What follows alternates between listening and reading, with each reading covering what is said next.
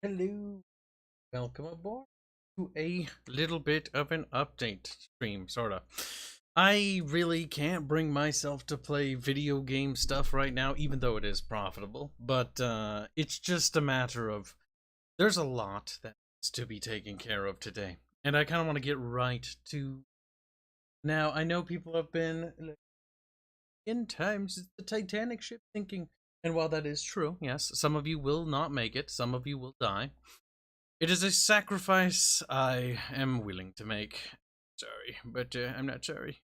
I'm going to open this document and sort of outlay some things for you so that you guys can see where we stand as things deteriorate, as the ship continues to sink and we all die. Jokes aside, we're not actually dying. Things are actually looking not as bad as they could be, but they are definitively bad.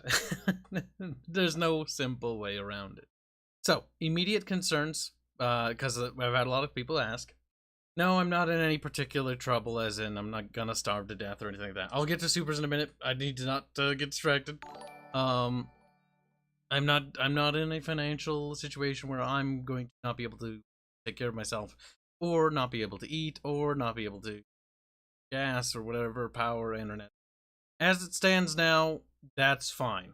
I'll be able to take care of myself for the time being. Don't worry. I appreciate the DMs I've gotten and all the nice things. I really do.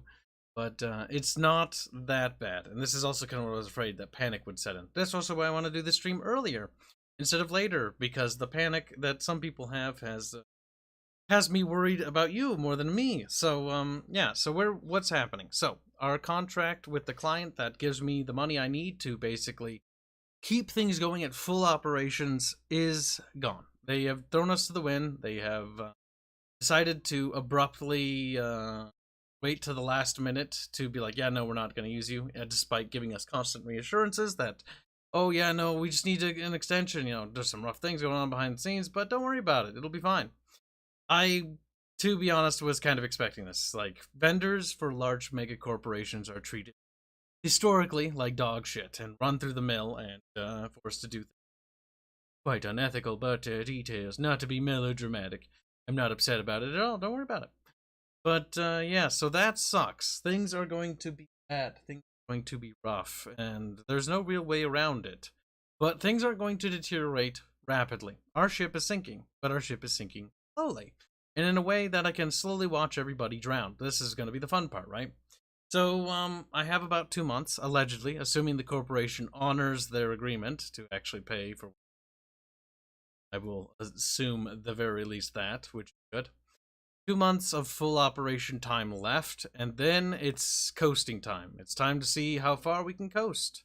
And that boils down to how well the channel is done. Now, you guys have been extremely generous, and I'm very, very grateful for that. In fact, you guys have been so incredibly generous that you guys have been able to extend the amount of time we actually have by a fair margin. But a contingency plan needed to be put in place because full operations are not likely to be able to be maintained unless I'm able to magically increase the average people that support us on a regular basis, because we need stability, not short term. I kind of figured that people would be super generous in this, and they have been. Thank you. It does make a huge difference. You have no idea, or you probably do. Some of you have actually been in situations like that.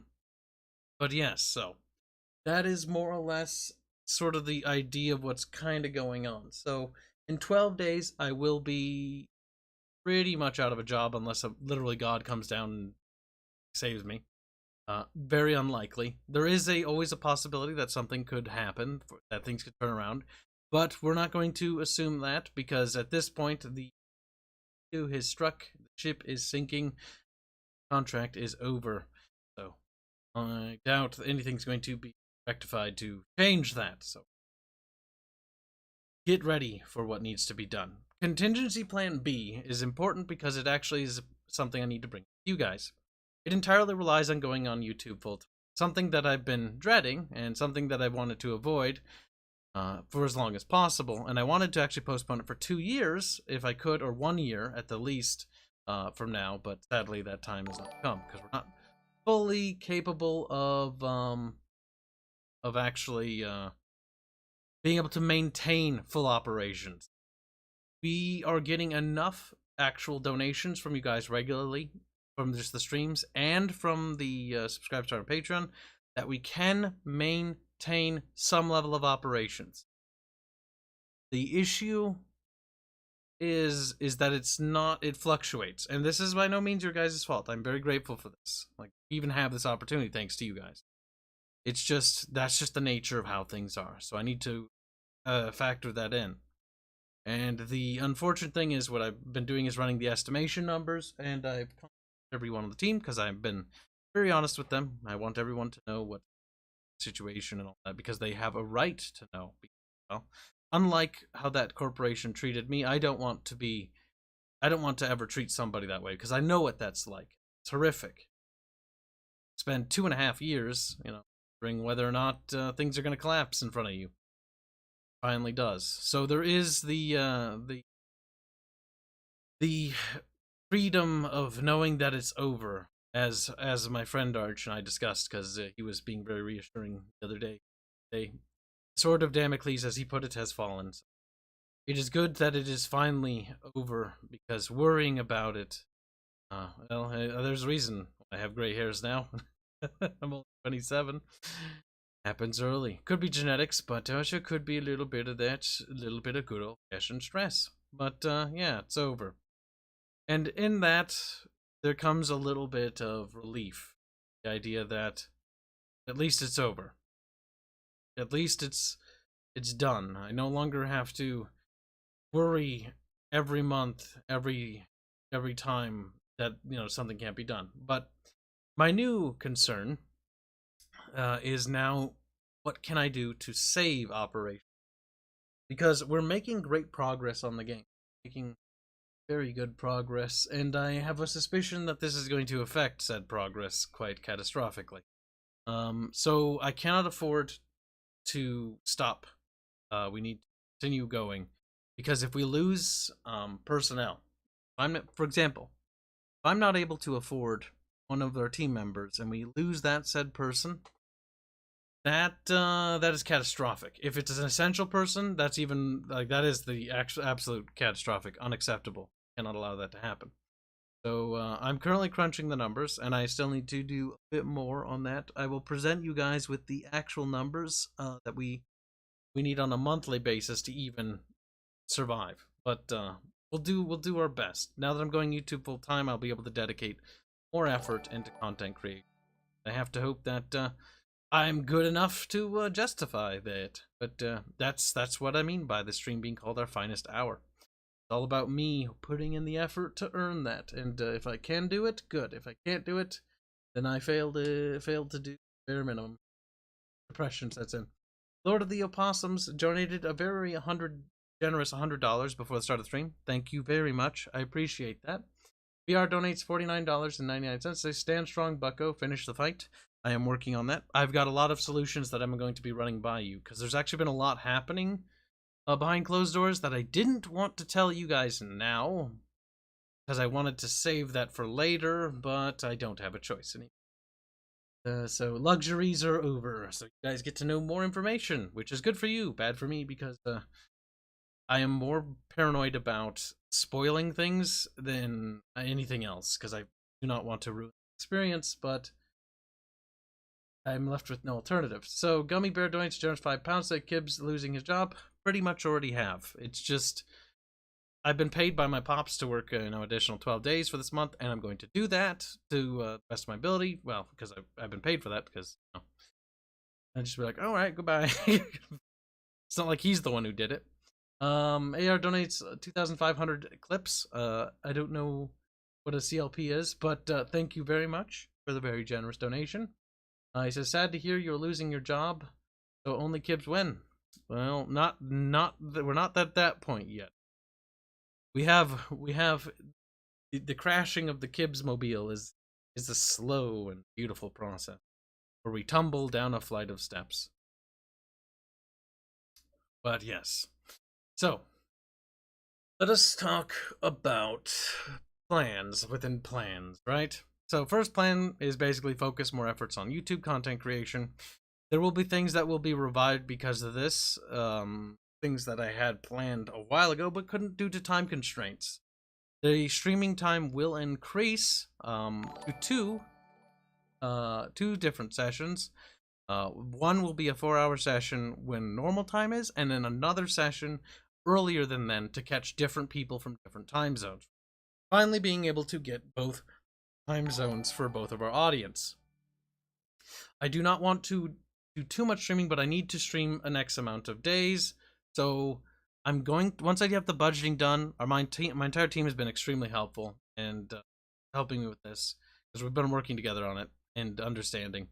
So what we're going to try to do is we're going to come up with a budget of the amount that needs to be earned per day in order to maintain, like, there'll be different levels. The bare minimum operations, which is only the core team.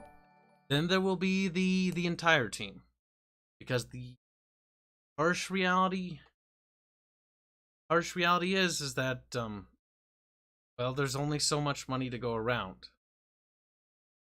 That sucks. But I'll do everything in my power to help those people along, to get them more.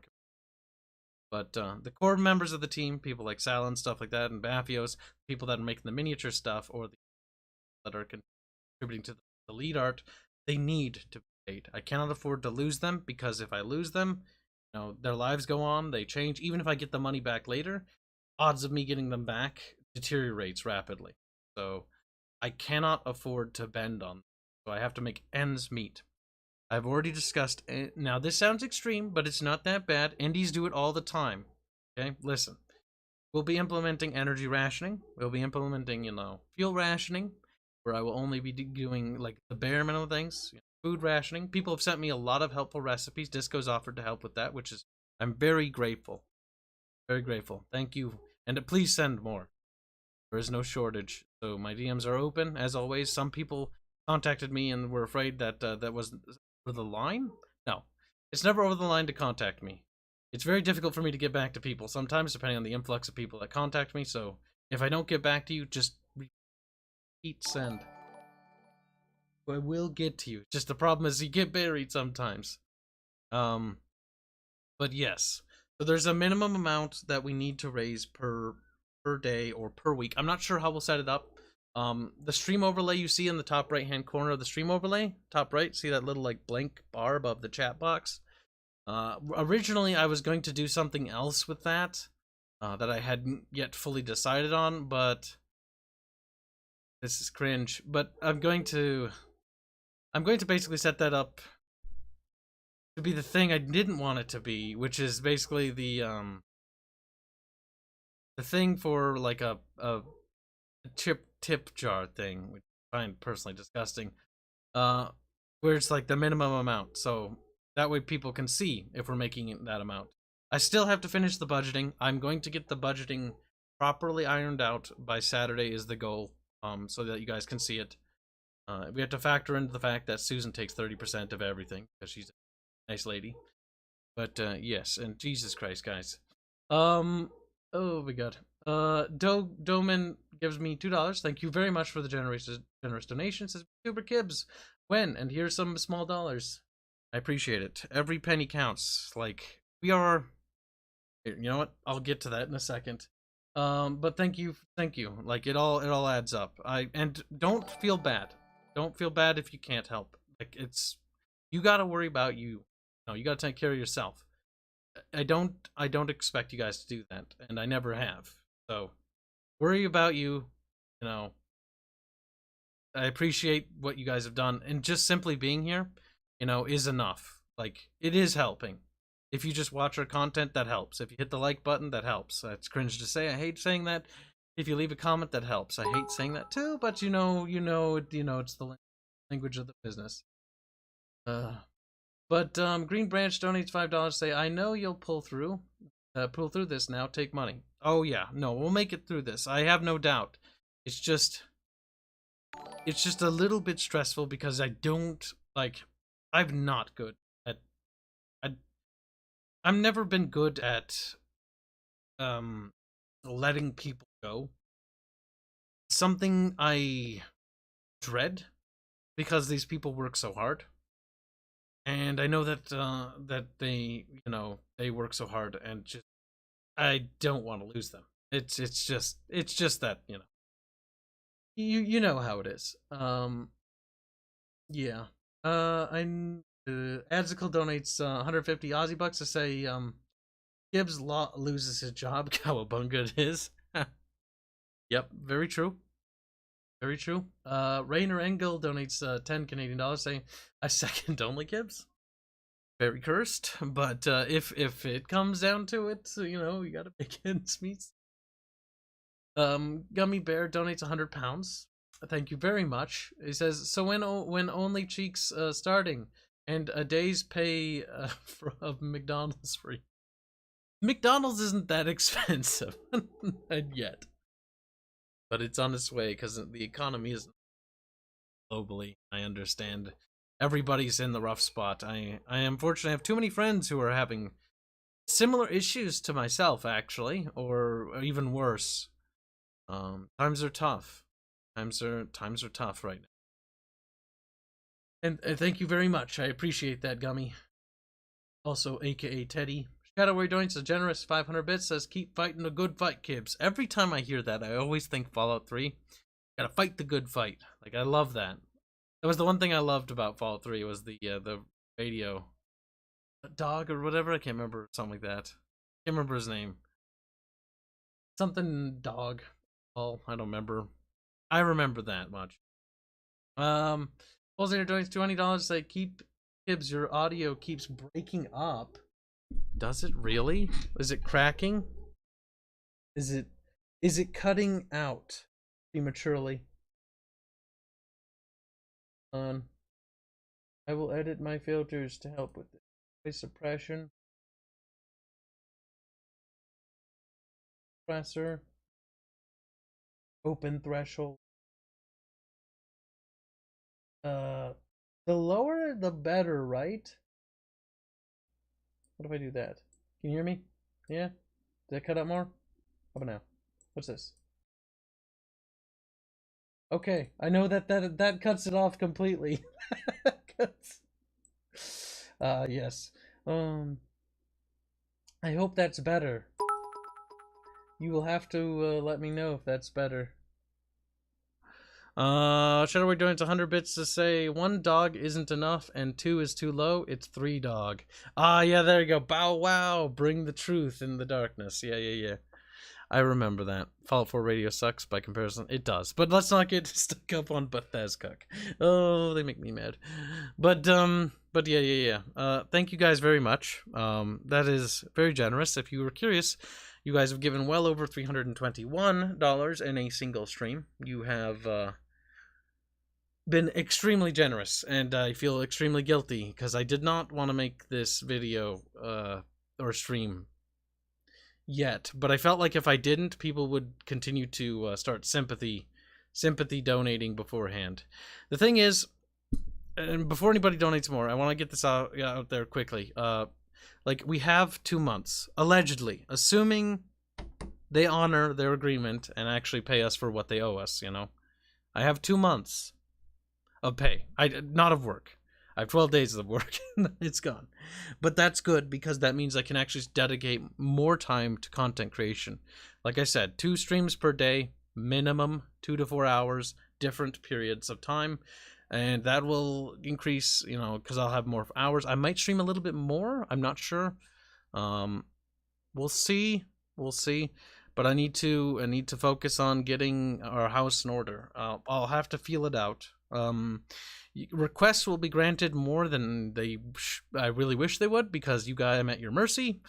So the Death Stranding thing is on the table still, and that was never off the table. In fact, I intend to. If I can bring myself to stream it today, I will. It's just annoying. Yep, it did, Scully. Scully knows. Slutimus knows. But yes.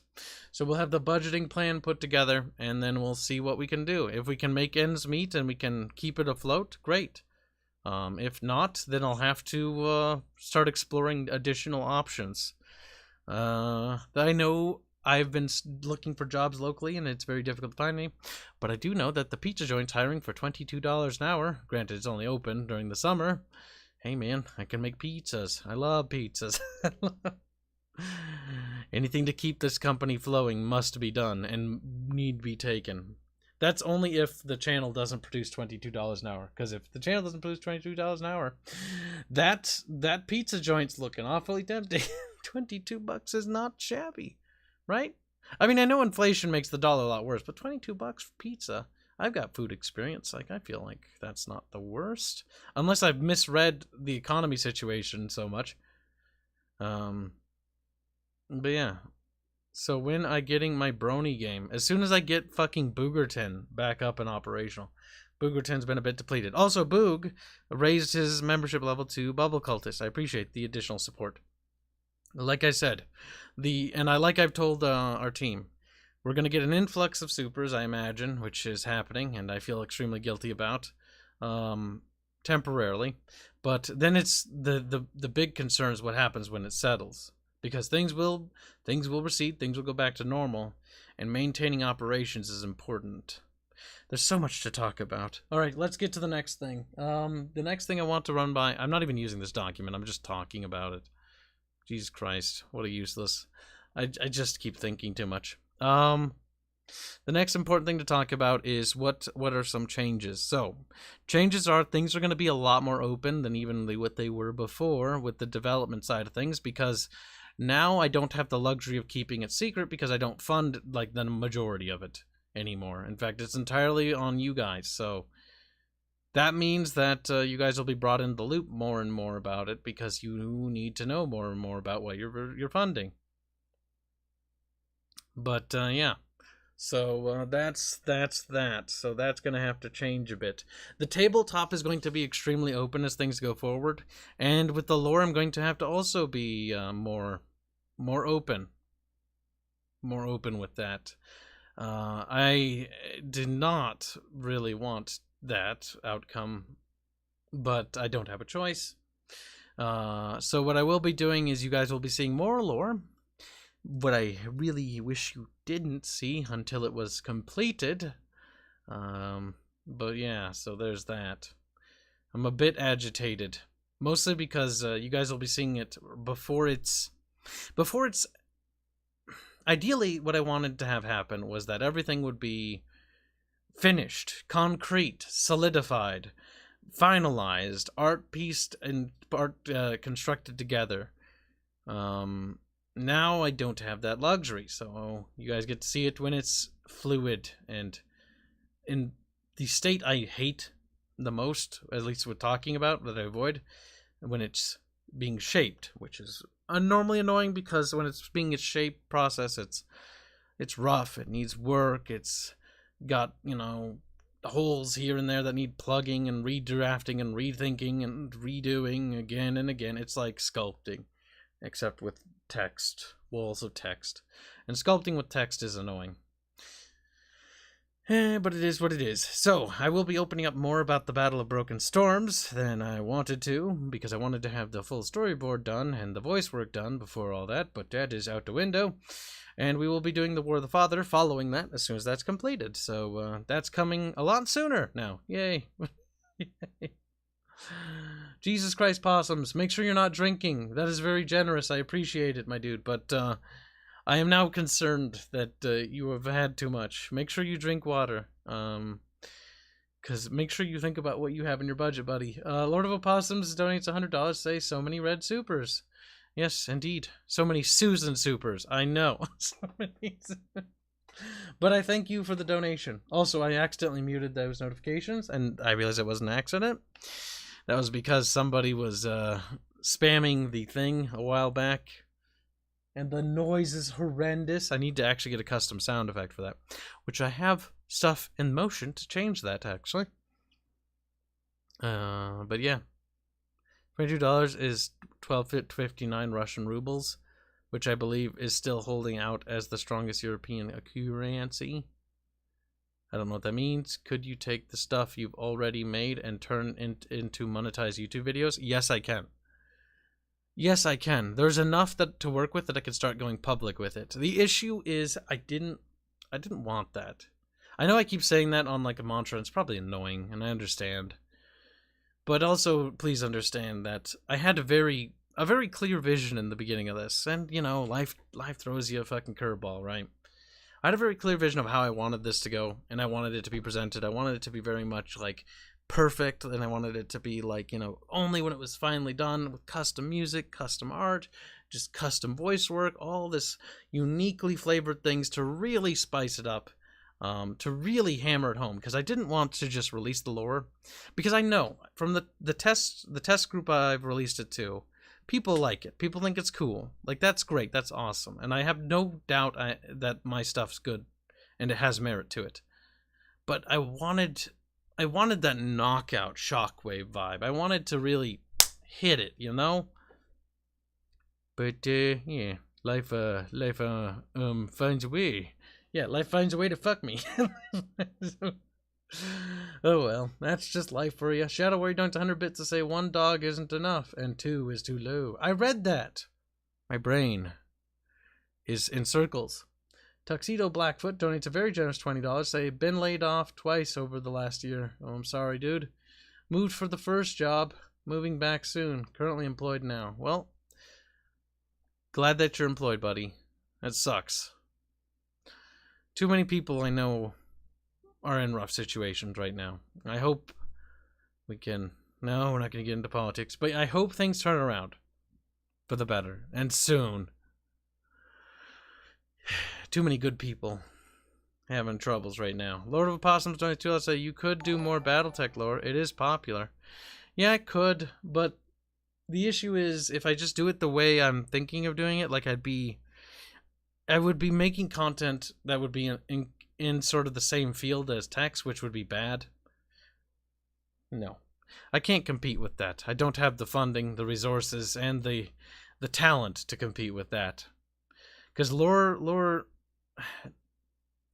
it's not lore creation. Lore regurgitation, not lore creation. Lore reading, or lore, I don't know what the word, like lording, is never been something I've been the best at. I've always been better at writing than I have been at regurgitating lore. I don't know. I have always hated using that word because regurgitation sounds gross.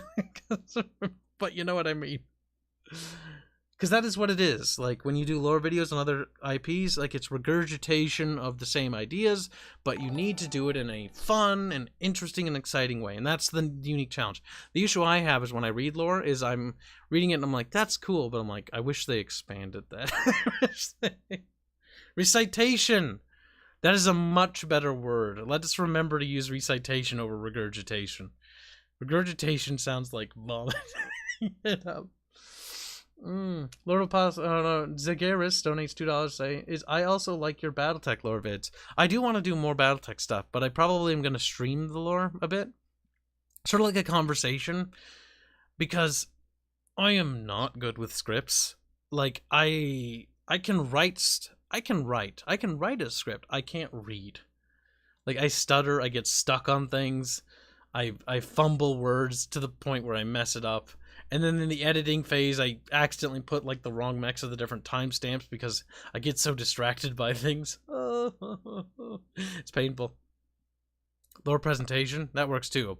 Olsey. Oops, excuse me. Thank you for the $5. Very much. Appreciate it. Boogerton gives me 50 tacos, which I could use real tacos right now. Boog, please come here. He gives me 50 tacos. Say, life is breeding, Kibs, harder than the entire chat. That is true. Speaking of Boogerton, do not forget that we need to play that My Little Pony game. And now I'll be able to catch up on all the games you guys wanted me to play. Yay! Fuck. Kibs can't read. Barely. I can type. But I can't read. That hurt my eardrums. There are people screaming outside. It annoys me. Zenothium donates $20 to say, Kibs, stay strong. Or no, stay strong, Kibs. Oh my god. I can't read. You're not wrong. Stay strong, Kibs. Looking for a new job myself, so don't worry. Things will swing back around. You shouldn't be donating if you're looking for new jobs, Zenothium. Worry about yourself, dude. Stop. I appreciate it more than anything. But focus on you. If you're having job troubles, don't do it to me, because I know what the stress is like too. And I don't want you guys doing it because, you know, you feel bad, because I don't want you guys to live poorly because of that. Focus on you. Like, if you want to donate, great, but make sure you're stable first. Stabilize your situation before donating. That way, you know, because you never know. Every penny counts. Because I know what it's like to not have money, because I remember back in the days when Kibs was a poor lad. Get a record, donate 100 bits to say, make game go, go, go. Well, for all intents and purposes, game will go, go, go for at least 2 months at optimal speed. So will the miniatures. I am desperately trying to get that website up and operational so we can begin selling the minis as quickly as possible. Speaking of your lore suggestions, yes, chat, I actually had a brilliant idea. And of course I would call my own ideas brilliant, why wouldn't I? But, it is brilliant, okay? Listen to me. You remember those unit card descriptions on Medieval 2 or Total War games where you open up a unit card and it gives you a big blurb like, these spearmen once poked people with spears and they were quite mean. Yes, I want to do that for all the units, for the game. For the tabletop game and the video game and pretty much everything, honestly, because I'm a bit autistic and I like everything to have lots of lore, to the point where it's absurd. But I want to do that for the infantry, for the heavy infantry, and the officer, down to the individual unit types, and the rules of it. Like, what's the musician playing? Like, why is he playing that instrument? What's the history behind that? A little bit of flavor text. Build up the feeling and the deep lore behind these things, because there is. There is, and adding that depth really makes, like, a little miniature have soul in my mind. That's what gives them character. Not that I expect the miniatures to actually be at a profit, I just want to keep running them because I think it's good for the IP. I'm doing both, Velasca, you smart little monkey. Velasca.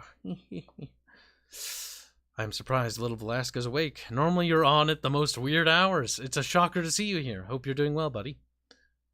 I need to bully you more. I keep forgetting that. We have different opinions on games, and I like to poke at them. Just like I like to poke at... I used to like to poke at Mally before Mally left. Mally loved being called Mally, by the way. Absolutely adored it. Iraqi oil money donates $10 of oil money. Say, what's going on here? Why are we giving you money? Don't ask questions. Just keep doing it.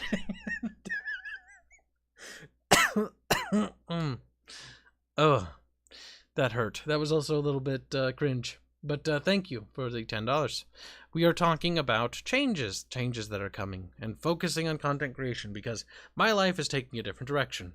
Whether I wanted it to, or whether I didn't want it to. It's not a matter of choice here, it's a matter of we're going to do it, and we're going to do it with our chin up, and we're going to do strong. Mally was fragile. Yes, he was. He was also a bit special. But he was nice. He meant well. That's always what I say. It's diplomatic. Solon the Lich has become a Solver member. Thank you for the support. The long-term support will be greatly needed in the days coming ahead. Get a red cut donates 100 bits to say increased my subs. I calculate you can now afford 2 sandwiches and a soda per month. Don't eat all at once. Ha ha ha ha ha. Funny boy you are. Funny boy. Pretzel donates $1. Thank you for the $1. Oh my god, I gotta get through my plan, guys. The Boog donates 50 tacos, which I'm now hungry. I guess I'll take that dumb bullet and set a date for it, so I can mentally prepare myself. But I will be talking MLP lore during the entire stream. I know you will. And it'll be pain. But you know what? I'm paid to suffer normally, so it's a sacrifice I'm willing to make. Lord of Possums donates $5. Say, why not let people pre-order the minis? Also, you can do what EA does and not give us a phone. I'm not going to open pre-orders, mostly because I want tangible. I don't want to sell promises. I want to deliver. The only thing I want to sell is finished products. Products that are done, like the STLs, something I can be proud of, you know, and take pride in. Because... As it stands now, I can afford to have principles. Oh, I laugh, but it hurts. But that's that. But that's also a big reason. MLP has lore. Humanity was a mistake. Yes, it sadly does. It has a lot. And I know from the various bronies I've met. I'm sad. But the more you know, chat. The more you know. Isn't that fun? Isn't that fun? So... we've been getting sidetracked off the thing I've been trying to get to chat. So there's a couple of things progress-wise that we are grinding towards, and the one big one is the combat prototype. I want that, and I want that soon. I want that soon, and I want it presentable badly. But there's a lot of things that need to be done in order for that to be finished, because that checklist I am not compromising. It needs to have all the things before I can present it on the checklist. If it doesn't, it's not ready. It's gotta be that we cannot fold on that. So hopefully the combat prototype continues to make the progress it is, and there are no more goddamn bugs like the lighting thing. What a nightmare. But yeah, the tabletop scene, that is going to carry on. That is probably the easiest thing that can actually function. It's also the cheapest thing, because it takes maybe $100 per concept art piece and then $160 per miniature to get designed. It's not going to pay itself back, but it will alleviate its own cost. I am going to be hemorrhaging on, I think, the tabletop side, because we just don't have... We don't have the support. We don't have the fandom to really back it up. But it is IP investment. It's investing in the community and fandom. And sometimes you have to carry a cross if you want to actually be able to get that done. So I'm going to bear that burden as long as humanly possible so we can get that. Welcome aboard, Sixtus. Welcome to depression. So yeah, that's the plan for that. Lord of Opossums donates $5. Say it would be a game to try and collect enough pieces to create full model. That would be extremely unethical, and I think I would burn every bridge I had ever made if I did that. Get a Real Haircut has donated 5 bits to stay. There's always only squeaks and cheeks. Oh, that's cringe. Thank you for the bits. That is horrendous.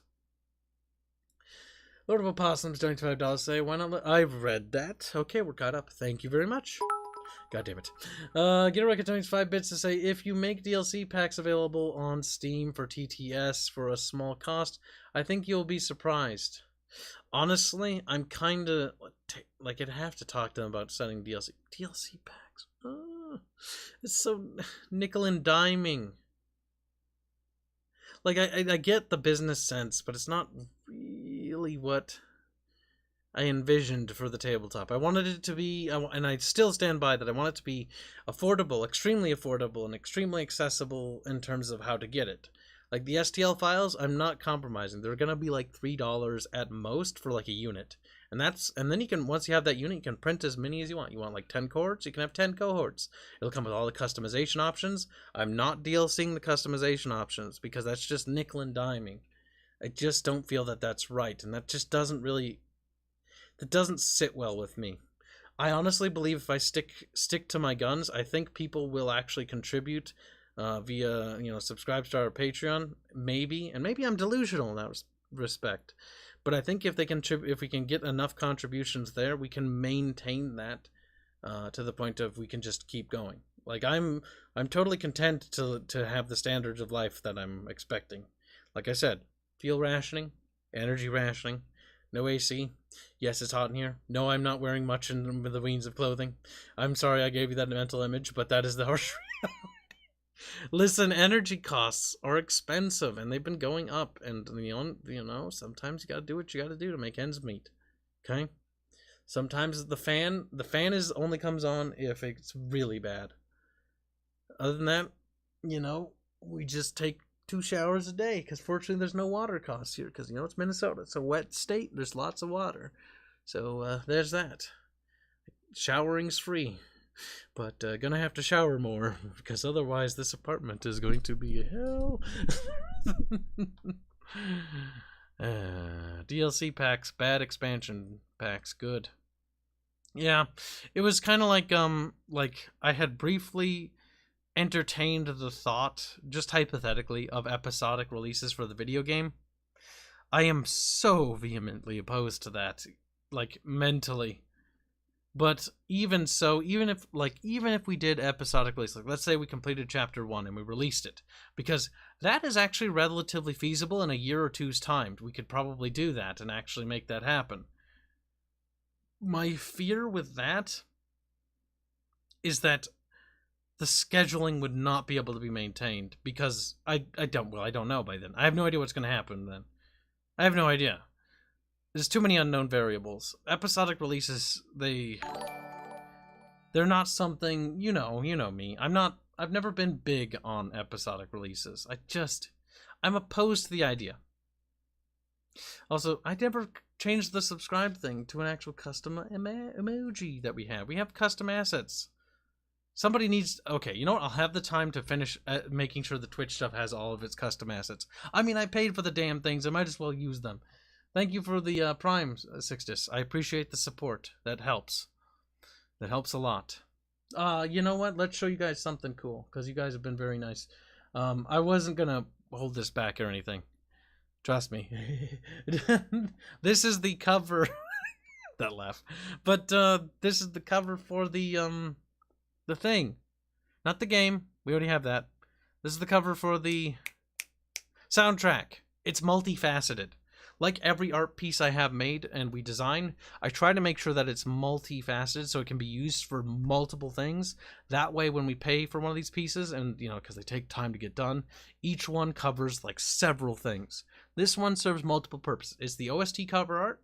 It's also the vinyl cover art when I intend to get vinyls made, because vinyls are fucking cool, and one day we will have them made in the far dark future.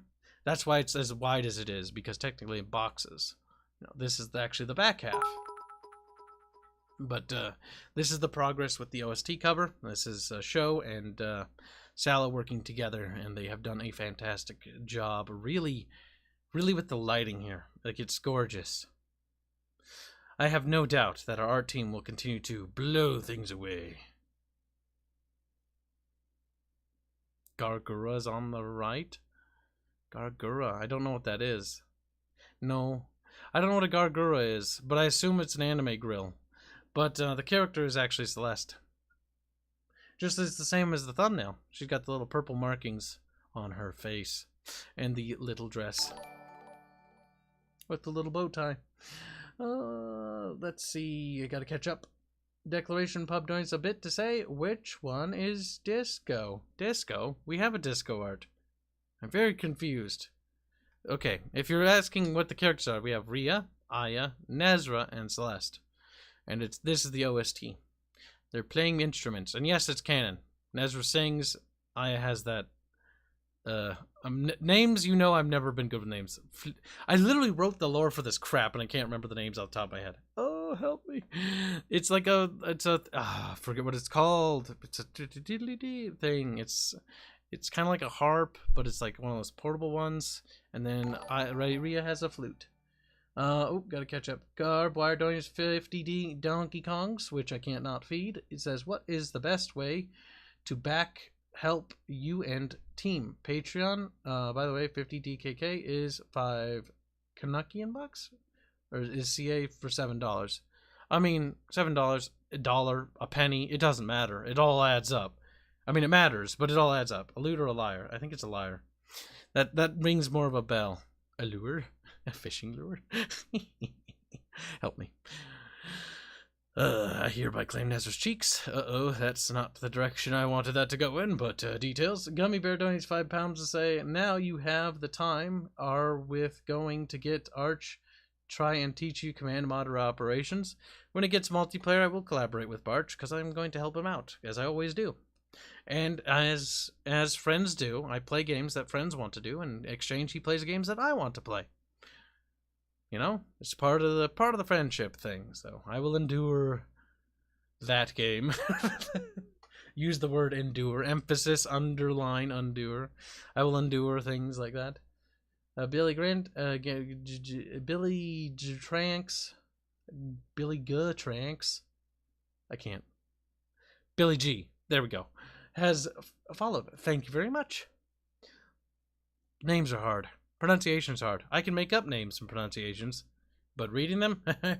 No. But yeah, this is the OST cover. It's got a ways to go still. It's a work in progress, but I'm very pleased with the atmosphere it comes out. It's actually rather interesting. I'm getting very thirsty all of a sudden. I need a drink. I'm going to go into the kitchen. What you're coming with? Sort of. A little bit. You can kind of hear a little pinch. Possibly. Maybe. I had to move the microphone. It boils down to talking a lot makes my throat very dry. Unsurprisingly. Which then makes me have cotton mouth, which makes me cough. There we go. Perfect. Now he's back. Oh yeah, to answer your question, the best way to support would to become a member. That can be either through 3 different things, which I will show you. I will show all 3 options. There's the first one, which I have to be careful about showing you Subscribestar because there are lewd art on that. Because statues, I wanted them to be Greek in nature and to be nude because I like the atmosphere it creates. But YouTube doesn't like that. So the first way, long-term support, would be Subscribestar. Honestly, it would be the best. Second best would be YouTube or Patreon. And on YouTube, there's a become member button somewhere. I have no idea where, to be brutally honest with you. Because this is what it looks like for me, okay? Like, this is it. Like, our members. Thank you, channel members. Is that the button? I don't want it to dox me. The second best way to support is, so there's Patreon, right? Which is linked in the description. There's Subscribestar, which is also linked in the description. Subscribestar is the best, but also they only accept certain things from certain areas, so it's not viable for everyone. So sometimes you gotta go with the alternative. I'm not gonna complain. Whatever you choose, whatever is convenient for you. Thank you for the support. Like, I do not care. And about, like, whichever. And then YouTube memberships here. That's the other one. And either way, we get a cut. We just get a smaller cut. I think Subscribestar is the biggest because they give us the most of our money back. They're the most generous. I know there have been a lot of people attacking them. I don't know why. They're the kindest when it comes to content creators. Not to say that I haven't had bad experiences with Patreon, because actually they've been fairly kind to me. They just make me delete all my statues because the statues had penises on them and boobs. And that's not okay to apparently have. And it's like, what? It's just a statue. Like, it's art. I don't know. I just don't get it. I feel like it was, like, if you mark it for 18 plus, it's safe. Like, yeah, it's a statue, though. I don't. It's just, I shouldn't get mad about it. But I'm annoyed by that because I feel like that's just unfair. And it makes me mad because now the Patreon doesn't have all the art that the Subscribestar does, and if it does, it's censored. And it feels like I'm shafting the audience because of that, because I don't get an alternative around that. Now, granted, I did set up an alternative. If you decide to use Patreon, you can join the Discord server. Anyone who's donated or has ever donated, you can send me receipts via the Discord. My name is Pencil Kibs. I will log those so you get stuff. Let's see. Blaska is experienced in the industry. Blaska's actually making his own indie hentai game. So, I actually very much admire Velasquez's actual work. He says Patreon gives, and he actually is fairly knowledgeable. He actually knows a lot. He's actually a smart lad, smart cookie, if you will. If you ever see him in our Discord server, be sure to chat him up, because he knows this stuff. Patreon gives more money. SS is more friendly to creators. Oh, is it? Okay. Yeah, Subscribestar is definitely friendlier, because Subscribestar will tolerate whatever. NSFW stuff on Patreon has to be behind a tiered post like ours. Oh, I guess I could repost them then if it's tiered then. But see, I wanted the Subscribestar and Patreon, like, I make sure that our posts are public. And that's one thing I will be honest with. I don't want to change that. Like, I prefer if everyone can see the art, because I want everyone to see what we're working on. I don't want to gate content, personally. It's just something I'm not super for. But I don't mind early access viewing. So, That's why we have a Discord server, and the Chamber of Squeakrits is for early access viewing and behind the scenes stuff, so you can see like the behind the scenes creative processes. I really wish I could be more public with that, and I think I will be on selective pieces. Yeah, Patreon won't allow anything on the public end. That's NSFW, unfortunately, as they don't age gate before you log in. They should do that. That would solve so much problems. Then I could post all the statues I wanted. Biggest dickest Bizarro. That is weird. Either way, stupid stuff aside, the thing is, the art in question, chat, was literally a concept art piece of the god Bizarro posing, you know, like all venerating the human form and human shape, because in Astrian culture they venerate healthy human bodies, like muscular, you know, built and well-toned sort of bodies, because they venerate the peak human form as truly beauty. That's why the princesses wear the clothing they do, because it's accentuating their beauty as, you know, honor to the gods. Part of their culture is the human form and good health. But yeah, I need to get caught up. I've been slacking. Glow in the... I haven't made any progress on the things I want to talk about, sadly. Glow in the Dark donates... Oh, God. I need a drink. Nice little Sprite. Let's see. Where was I? Glow in the Dark donates... Wait, no. Did I read that? BBT LTD has become a member of the Disciple of Squeak. Thank you very much for the support. I appreciate that. I appreciate that a lot. Don't forget to join the Discord and send me your receipt. You'll have emails attached to anything that you send that. Just copy it, screen cap it, whatever. Don't worry if you need to block out your name, whatever. I trust you guys. Black out your name. You don't need to dox yourself. Iraqi Oil Money donates $100. Say, pray for a market crash in the next couple weeks. The harder it crashes, the money I make, the more I can give to you. Lol. P.S. I'm actually Iraqi. I'm gonna come over there and colonize you, my little Iraqi boy. He's like, nope. You shouldn't have said that. Now you've opened the can of worms for jokes I can make. Ooh, my kneecap. Speaking of Iraqi Oil Money, you should join the Discord. I like meeting people from different cultures because it's actually rather interesting. It also helps me learn a little bit more. Listen, our Discord server might have racist memes in it, but I like to consider it a diverse group of races because it's made up of multiple races and peoples of different backgrounds. Very colored, if you will. Very colored. I amuse myself too easily. Oh my goodness. And thank you for the very generous $100, dude. Appreciate that a lot. Is that from all the oil money? Glow in the Dark donates 10 bits to say that only Kibs joke looking more viable now. It is if things fall apart. I refuse to let things fall apart, though. I'm going to work my hardest to not be a whore. The Real Hallucinator donates $2 to say, Kibs, show your back end more often. No. Get a look at 25 bits say, Aya Vala Ludes when? Commissioning bonus artwork is just not really possible for me. I'm going to have to focus solely on what's important. If you want to commission lewds of her, you can. But unless you want to pay double, and then I'll commission it. Because I need to make sure I'm operating at a positive. Let's see, do I have anything in store for you? There are lewds. My artists like to take breaks, and on their breaks they draw them differently, is the word we'll use. You know, diplomatic, right? That's diplomatic. There's my doogs. I didn't find anything right off the bat. Unfortunately, we've been working so much in the dev server that if it was posted, it's been buried. Because there are actually a couple. There's actually a few.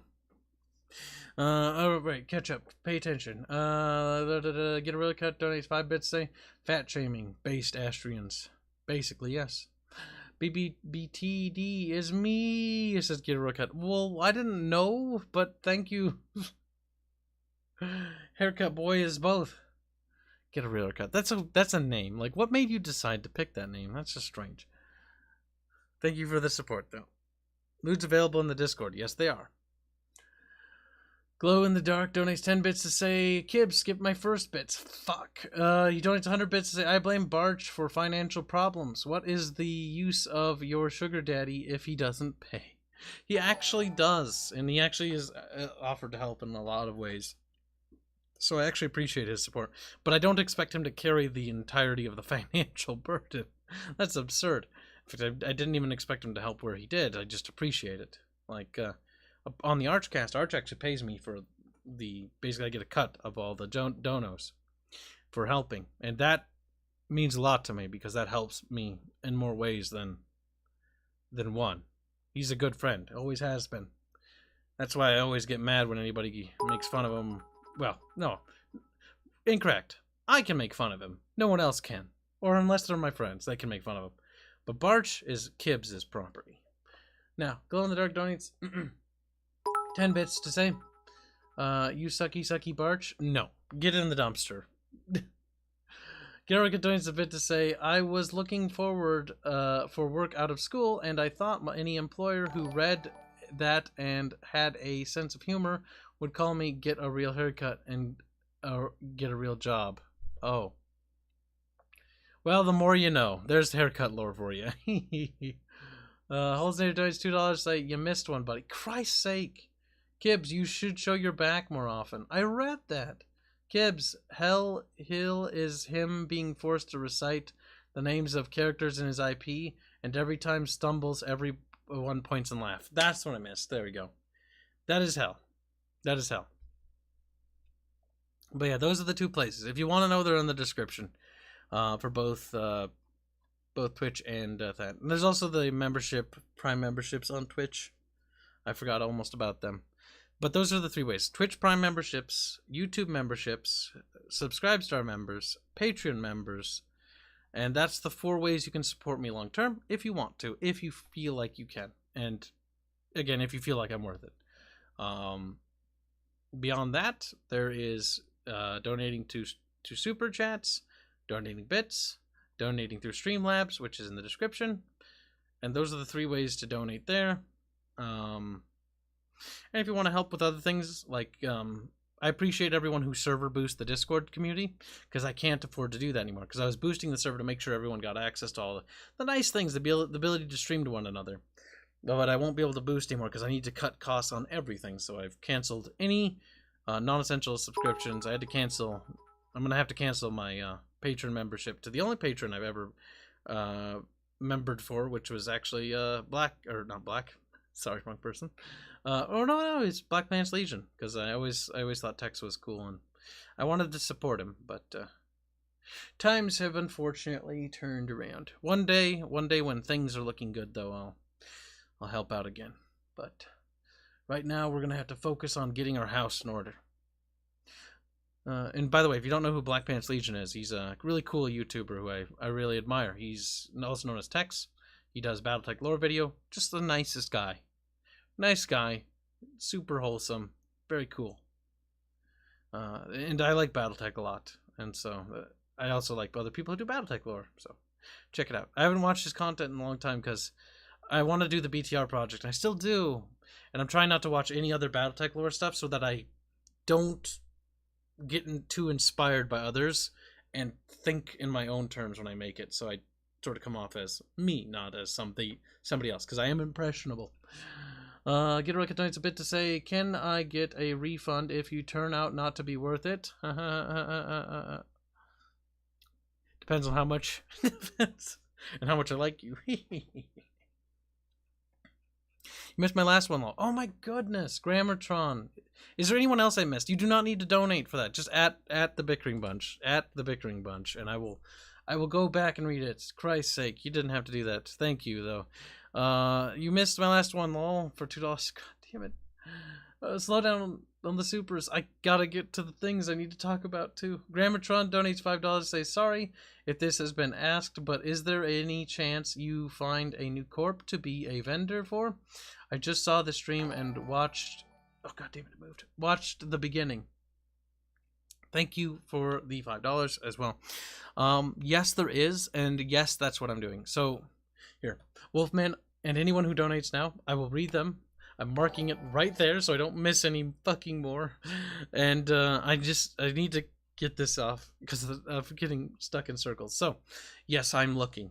I am doing everything in my power to look right now, actually. I have 12 days, but I don't expect anything to happen, to be honest with you. That's just, unfortunately, the state of the economy is just not good. Well, you know, we're not going to get too much in it, I guess. But I am trying. Right now. And after this stream and what I was doing all day today, besides working for the clients that we still do have, because once I let go, my dad will take over. But I will have to be let go. But I am trying to find clients, and if maybe one day the stars align and we find another big client for us to vendor for, that'd be great. Then we can get that money back. But I make no illusions that that's going to happen, because we've been trying for years to find more clients, more help, or not more help, more clients, so that we could basically stave this off. Because for 2.5 years, this corporation has been running us through the mud, treating us like dog shit. Ever since the Coof thing started. And for 2.5 years, we tried to find somebody, and no bites. Things aren't looking good. The economy situation, at least for these kinds of corporations in this particular field, is just not where it was. Which sucks, but that's just how it is.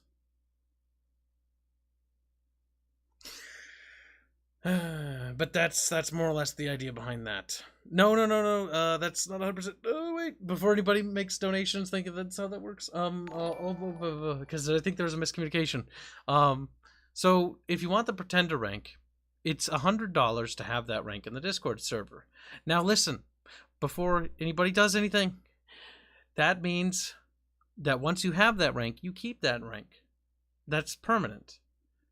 If you donated, $5 over the course of, X amount of months to years to get that, you can have that rank. You can get that way up through just a simple $1 a month. Even if it's been through bits, just send me the receipts, add them up. I'll add them up, and then I'll give you the rank that corresponds with that. You do not need to do it in one go, and you do not lose those ranks in the Discord server.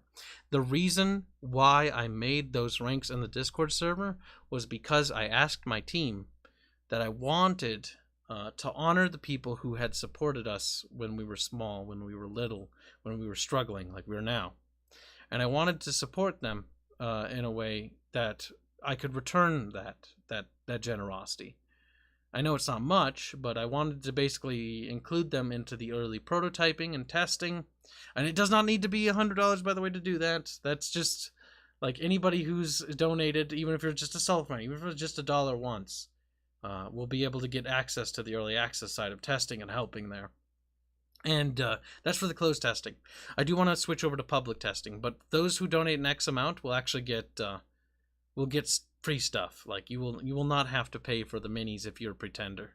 Like you will get the STLs free, just like you will get the game free. I wanted to do that, and I ran that by the team because I wanted them to be okay with that too, and they were okay with that because I felt that it was fair that they did that. That you help them too. I'm struggling mentally because I hate being put in situations like this. But for those who know me, you know why. Wolfman donates $5. Say, well, once I get paid Friday, pretender to you, here I come. Like if you really want to and you want to support, that's great. I appreciate that, but don't feel like you're obligated to, because here's the thing too, right? Like I appreciate you guys so much. Like you guys have helped me so much. You have no idea, or maybe you do, but when things level out, right? Because things will level out.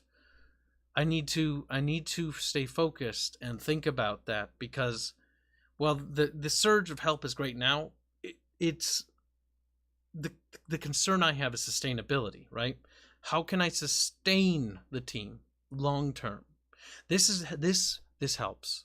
All of this helps that a lot. But yeah, so I need to consider on how to keep the team rolling long term as well.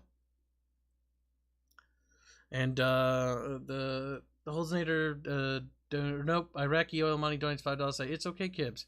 You can always become a trucker. Meep meep. I don't want to be a trucker, but I would get to travel. That's something I always wanted to do, I guess. Thank you for $5. The real Holznator donates $5. Say, Kibs, we at the Bickering bunch all the time, and you never see it because you get distracted too easily. That's not my fault. That is everyone else's fault but mine.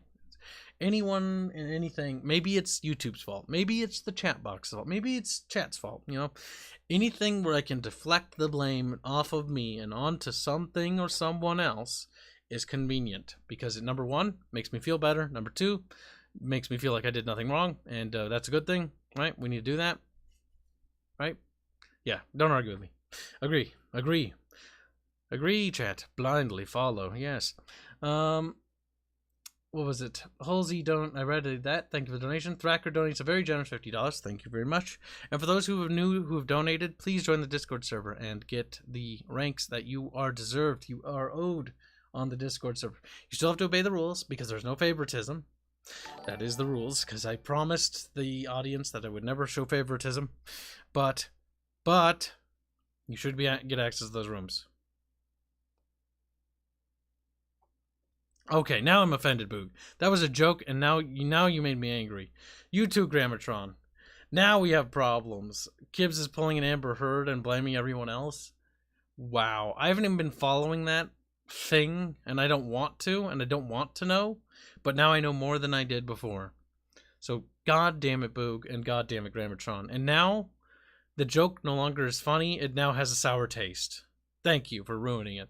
Wow, Scully donates $2 to say, not much, but don't worry, I'm not going anywhere. Thank you, Scully. I appreciate it. You've been here for a long time, Scully.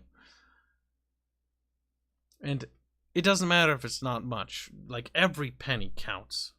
Whether it's $1, whether it's a bit, like I've said before. That means that it's one more bit or one more dollar I can throw into the development cycle of the game, which means we get that much closer. Glow in the Dark donates $5 to say, time to become a YouTube editor or sell mugs, t-shirts.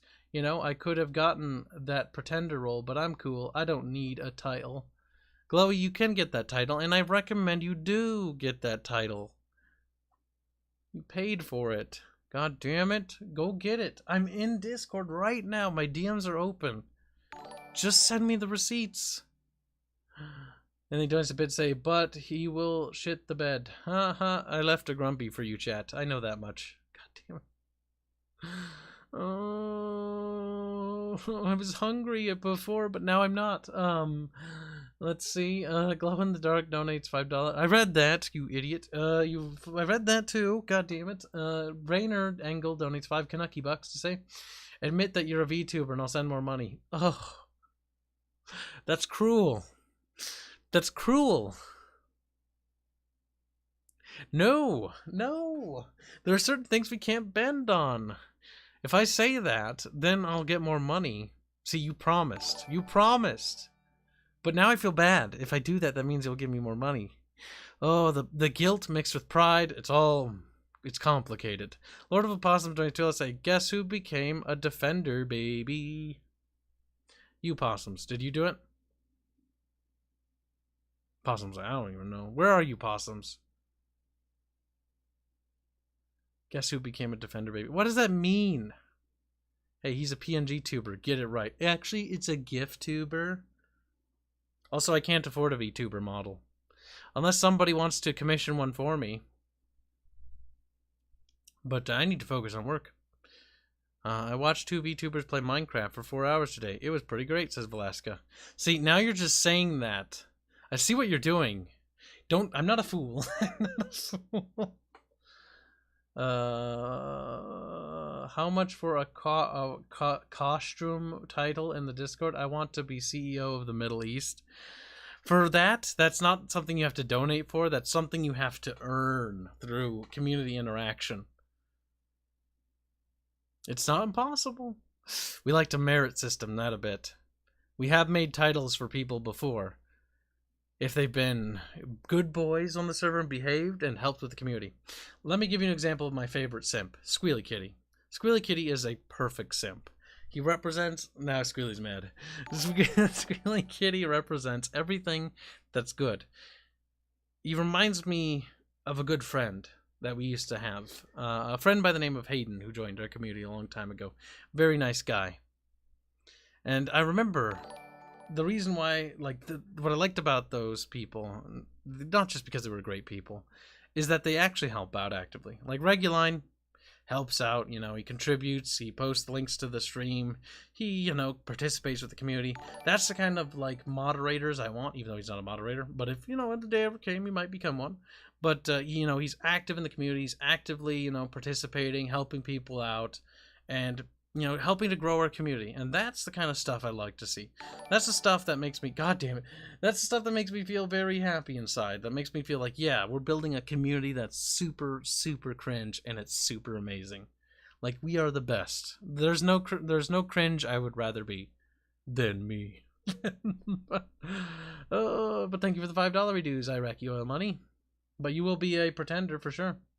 Go in the Dark donates $2 to say, I mean, not saying that's impossible. Bubbles always says there's a price for everything. It's just about finding that price. Nathan X donates 2,000. No, God, my brain. Nathan X 2,000. Nathan, we're just gonna call you Nathan. You're just Nat. You're Nat now. He donates 89 pounds and 99 pound cents, because I don't know what pound cents are called, to say, you never want to show favoritism. You sure, Kibs? Ooh, even if I donate Mega Boy bucks.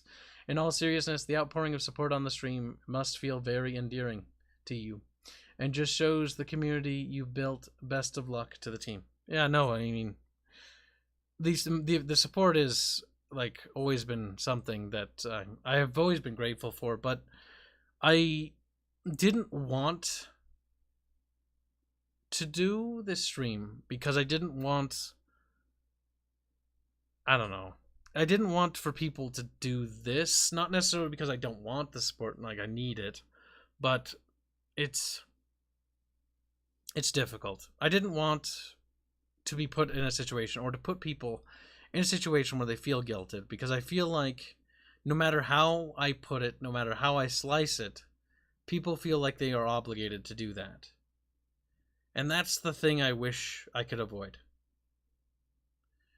But I don't think I can. But I appreciate that, Nathan, and I appreciate all the support you've given me. It does actually help quite a bit. Don Pete donates, and thank you. It's $2. Say, sup, Kibs, how's it hanging? You know, we're working, we're making progress, you know. Surviving on donations now. In 2 months' time, allegedly, I will let you know if Megacorp decides to fuck me. But because at that point there will be no courtesy there anymore. Declaration Pub donates 10 bits to say nothing but cheer. Thank you. How is that be annoying? Well, thank you. Glow in the Dark donating $2. Say, do it, VTuber. I missed that. Thank you for the $2. Oh, Punishment donated $10. I'm having a hard time keeping up with this.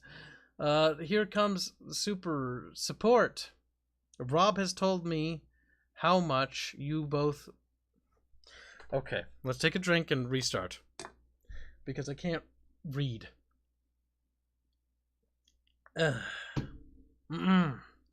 Here's some support. Rob has told me how much both of you believes in this project, and how you and the entire team is dedicated.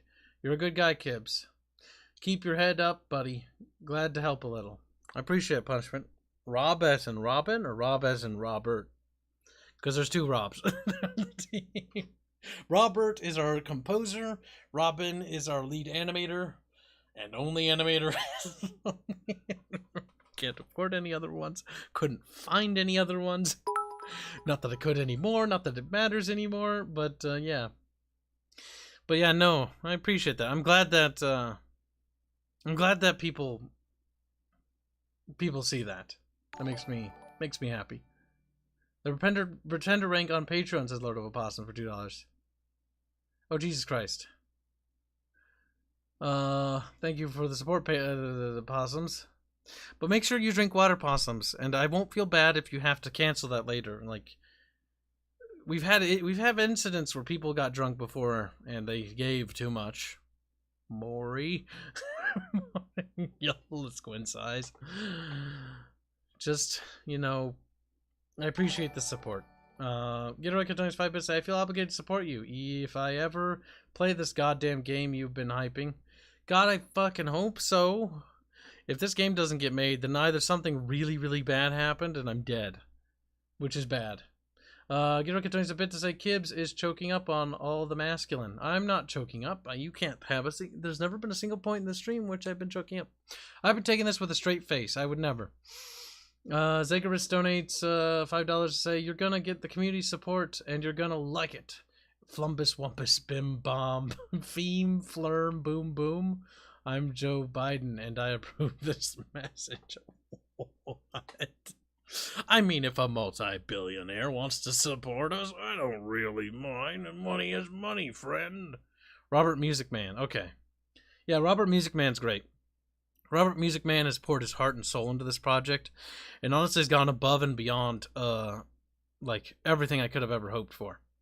I am very happy we found Robert, and I'm just like I am with every team member, because every team member has gone above and beyond. They've all been so kind, and they've all been like, oh, you know, we'll work for peanuts, Kibs, if need be, and I do not want that to happen. I want to be able to pay them. I want to be able to pay everyone on the team and keep them going at the rate we've been going, is ideally. I want everyone to have the bread on the table, so to speak. And I'm going to do everything in my power to make that happen. Even if we may not succeed in the initial months of coasting into YouTube, I don't know. I don't know what the road, how things will be. I simply just don't know. But I'm going to make sure that I do everything we can to make sure the bread flows, so to speak. The bread must flow, as the saying goes. Zagaris donates $5 I read that. God darn it. And thank you for the donation. Golden Direct donates $5 to say, if Kib stops being a VTuber, who else will I torture on YouTube? Arch clams up or ignores me if you tease him. It's true, he does. Kibs needs sleep, spacing out. I'm not spacing out. I'm just... It's complicated. A little overwhelmed. But, thank you. The person you should consider poking at is, there's always my friend Robin. He streams. Robert also streams. Viri, good friend, also streams. Discordia, great friend, also streams. All of them are great friends. I feel like I tiered that, and now I feel bad. Arch make content, also watch him. Yeah, but Spice doesn't turn into dollary dues, Emu. See, we're in a bit of a pickle here. And my spice cupboard is fortunately full.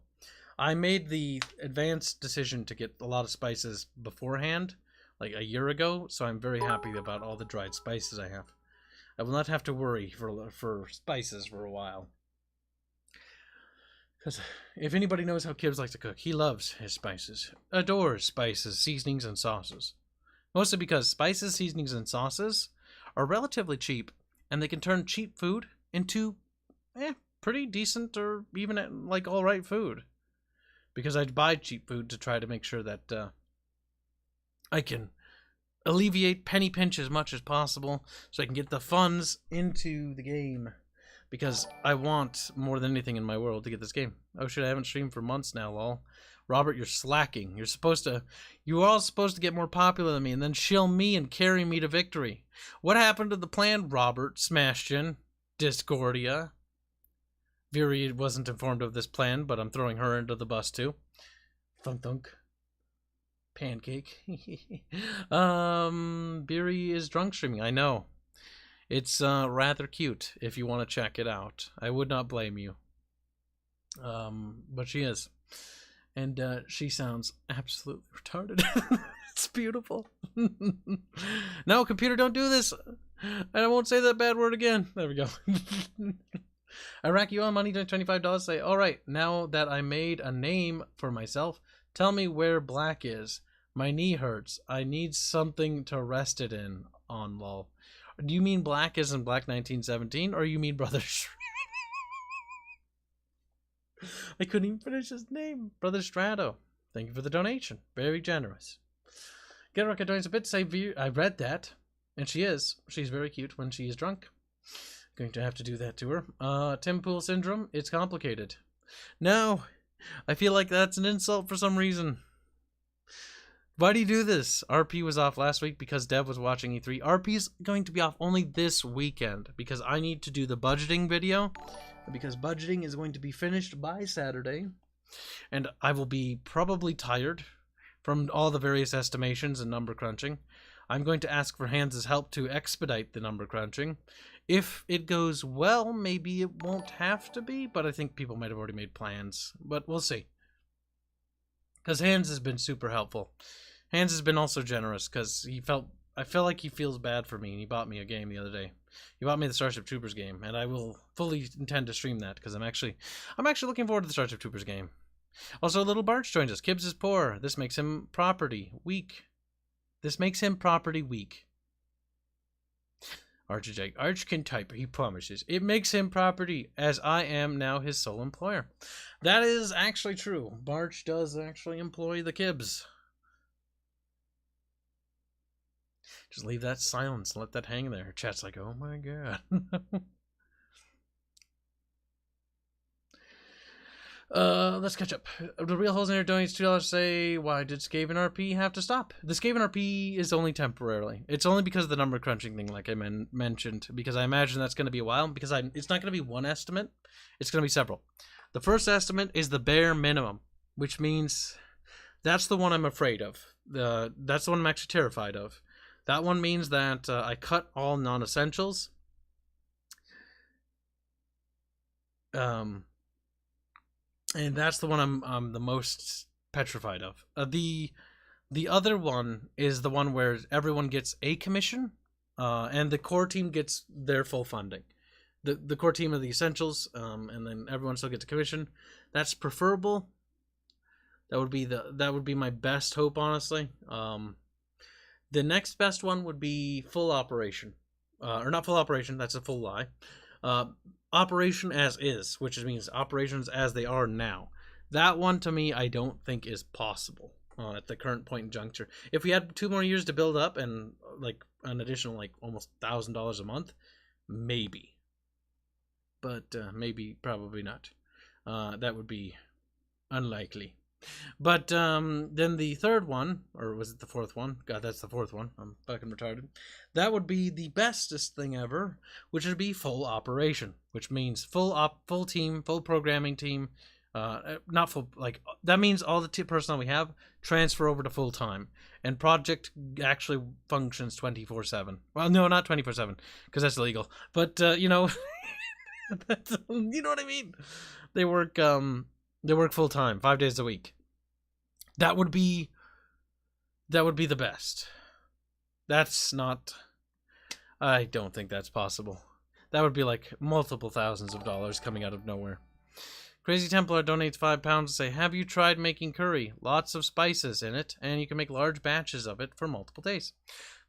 I intend to. I very much intend to. Punishment is followed. Thank you for the follow. I intend to try a lot of recipes. People are sending me recipes. Disco sent me a recipe book. She's going to send me some pages from it to make cheaper food. I've already begun energy rationing. The use of 0 fans, 0 lights, and that's fine. The only thing I use is like my phone light if I need to get up and go around at night. And then I power down. The thing is to get in the flow of powering down everything at night. Normally I'd just leave my desktop on. I'd turn off the monitors. But I'm going to completely power down to reduce power consumption to as low as possible. And this is simply just penny pinching tactics, because part of squeezing every penny is every penny counts now. Every penny carries a lot of weight with it. Let's go back because I don't know. Very drunk. Have you tried making curry? Lots of spice. Yep. Set up a throne account so we can buy you food. I don't think that's possible. I live out in sort of like the middle of Minnesota. Like, food wouldn't arrive even if you ordered it for me for like a day. At least. It would have to be driven here. Like, there are some restaurants in the town I live in, but none of them really do delivery outside of the one pizza place, and even then I don't really ask them to deliver because apartment deliveries are annoying because they're like, what number do you live in? Plus, it's the only time I normally use to go outside, but I doubt I'll be buying pizzas for myself anytime soon. I think it'll be flatbread pizzas, homemade.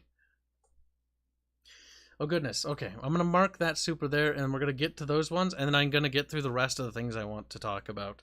Because I have, like, there's several dozen things I want to say, and there's so much I haven't been able to say. Set up those throne accounts so we can buy food. Thank you. Fucking Christ. Ramen cup Kibs is a skinny boy. I buy the nice ramen, so it's not that cheap. I make sure to buy decent food. Boogerton donates 50 tacos to say silly Kibs. Working hours are only applicable in the US, not in foreign markets.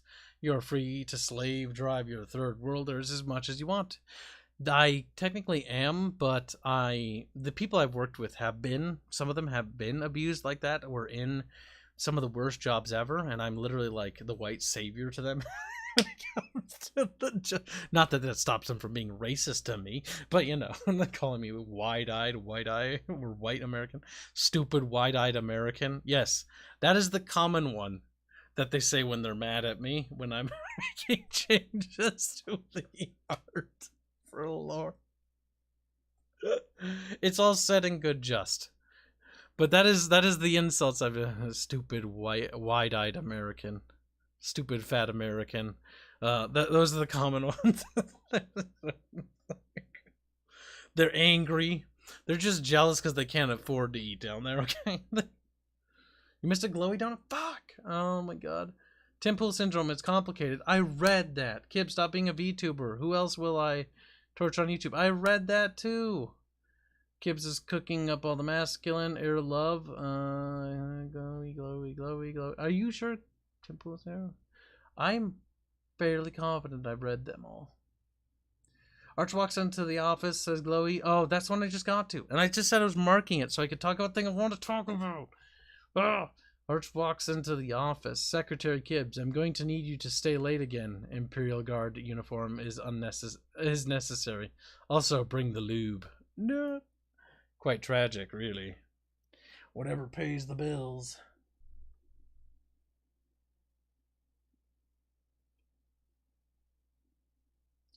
Whatever pays the bills.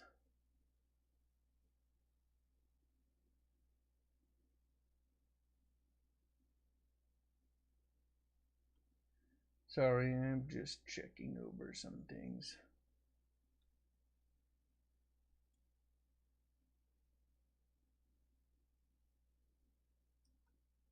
There. I am back on top of my life again. For now, if you will. So, so the goal is to work on the Battle of Broken Storms. The Battle of Broken Storms is planned for this. These are all the plans surrounding it. The Battle of Broken Storms is a lore series dedicated to a point in Astrian history where the Horde was halted at the River of Osos. And that was a big battle that happened. A lot of big characters fought, like Emperor Daros fought the Onagdor himself. That's how the Onagdor was mortally wounded. His protege was slain. You know, the younger Emperor Herestius died. Taro died. And only Pulioso survived, because Daros ends up dying in the end anyways. And you have a lot of big characters in that one. That one's going to be the introductory set for the tabletop game, where it'll be the Astrian Imperial Army, specifically House Vala. The Northern Army of House Torius will show up. They'll have their own cosmetics. The Cilician Mercenary Company, which is slated to be done with their mercenary captain. The militia that was present that repelled the war chief of the Venori. I think it was the Venori tribe, because the Venori crossed in rafts up further in the river when they lowered the river using their shamans and managed to cross, but did not expect a horde of angry peasants to mob them, because it was only him and a couple other people that crossed over, because he was a little bit arrogant. But yeah, so there's that, which that's important. And then there's the House Esticlesian pikemen, which are fucking awesome. Can't wait to actually get art for them, because the pike boys are going to be useful for the bridge battle. And then there's the, obviously the Nephir horde and their various creatures and monsters. And then there's the Venori, the Rakiri, and there are various different tribal soldiery dues that'll be in that. So it'll be quite cool. The introductory set will just include like a tiny army on either side for a skirmish. And then it'll come with a core rule set. That's the idea. And that will just be released completely free, because it's just to get you invested. Then once you're invested, you're hooked, and then you can't leave. That's how I win.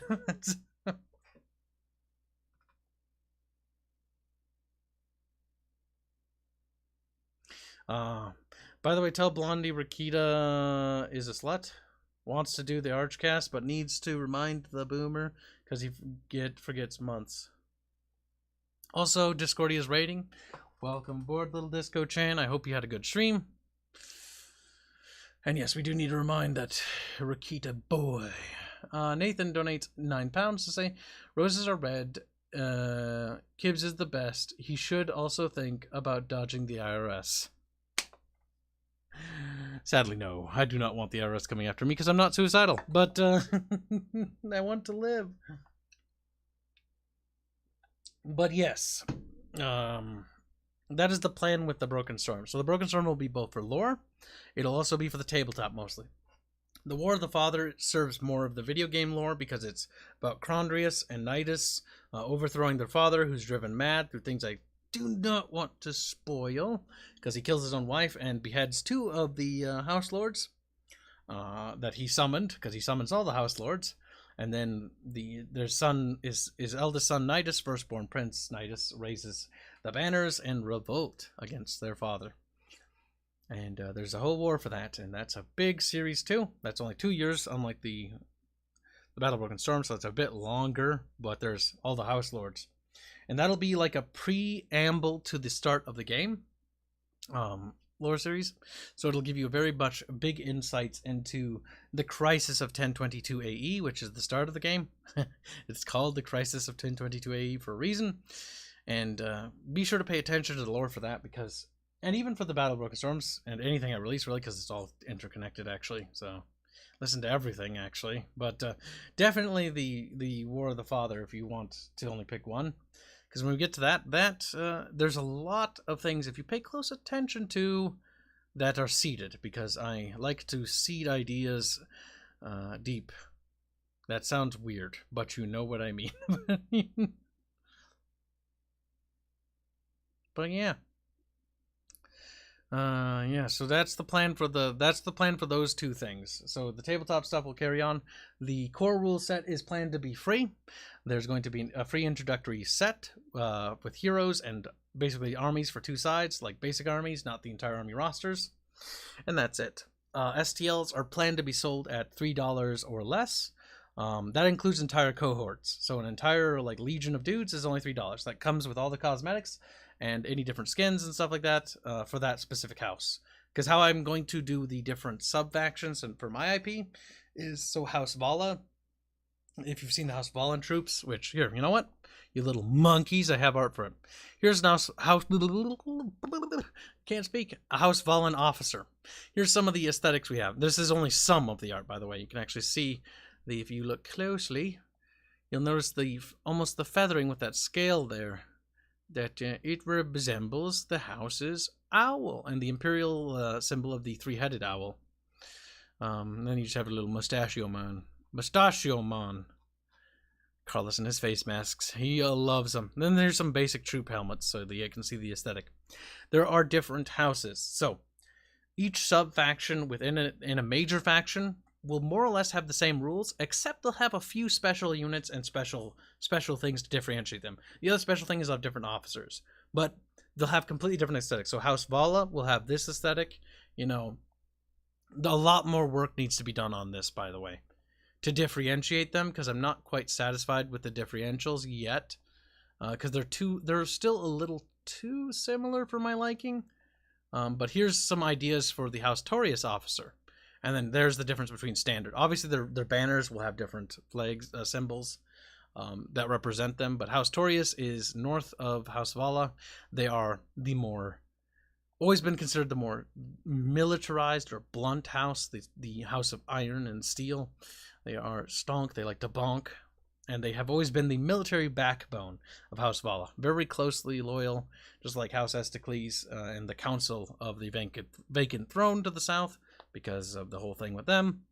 House Esticles has been cool that way. So those are the two houses that'll be in here. So you'll see different troops from them, including some of their specialist units. But yeah, so that's kind of the idea there. So each house will be very unique. Just like the Nephiric Horde, the different tribes within the Horde will actually be more unique, because they're actually different, like, ethnic groups as well. Because the Nephiric Horde is massive, and it consists of various migratory groups that are following basically one chief horde, or major horde, so to speak. That is, well, series of hordes, if you will, that is basically leading it all, which is the Nephir. Esticles. Esticles is the southerly house. They're on that little, like, mountainous boot thing that's hanging off of Astria. They're what made the Astrians the Astrian Empire, because when they joined the alliance, or so to speak, during the Astro-Dominion Wars against the Novarian Dominion, which is on the continent of Halastro, that little island peninsula. The Novarians and Esticlesians fought each other for a lot, and the Astrians saw value in bringing them on board, and that's what sort of formed the empire, because Esticles, after the first war, ended up joining the empire under a union, and then during the third war and final war, when the emperor, I forget his name, is killed in battle, and the empress then takes up the mantle of leadership, also the Esticlesian family is basically murdered by the Novarians. So they have a vacant throne. The whole thing about the Esticlesian Council is they're actually looking for what's the word?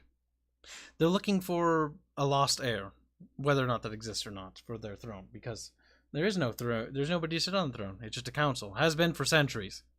Esticles has a special relationship with the Empire because they have a lot of autonomy, sort of kind of like some of the other houses, but then again, a lot of them have been gaining more autonomy. Like when Torius joined because they were very much converted into the Celestial Order. Like they very much believed in the Holy Bloodline that is, charged with the task of guarding the Savior. Oh, yes, of course. Of course, the ruling dynasty decides that, yes, we are the Holy Bloodline. We are. Therefore, you must do what we say, because the gods chose us to lead the Savior to glory and on a great crusade. Blah, blah, blah. Lore, and other things like that. I'm nervous. I'm scared. Why am I scared? I do not know, but I suspect things. There, we're caught up on everything, too. But that's the idea behind that. So you got a little bit of flavor for the thinking behind all that stuff.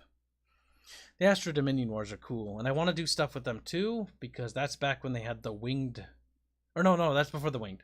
The War of the Five... After the Astro Dominion Wars is when the Astrian Empire rose up. That's when they got the wings on the crowns, and I thought that was cool. We'll get a princess from Indio from the War of the Five Emperors for them. That's going to be pretty good. I am looking forward to that.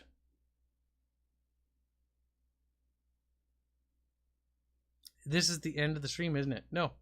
I started talking lore because this is sort of like what we're working on. So you guys can kind of understand what's happening behind the scenes. But video game wise, like, I've got to work on the inventory a little bit. And by work on it, I got to mostly just refine it, make sure that it does all the things I want it to do. Talk to Sala as soon as he's done with the OST cover, get the artwork done for the inventory. So Disco can start programming the inventory into the game. Once we have the inventory in, that's another thing that's done. The inventory is a huge function, just like just like Discordia did the. She did the UI, the inventory, or the spell book and stuff like that. Now it's time to do the inventory, which is the next big thing on the list of things we need done, so to speak.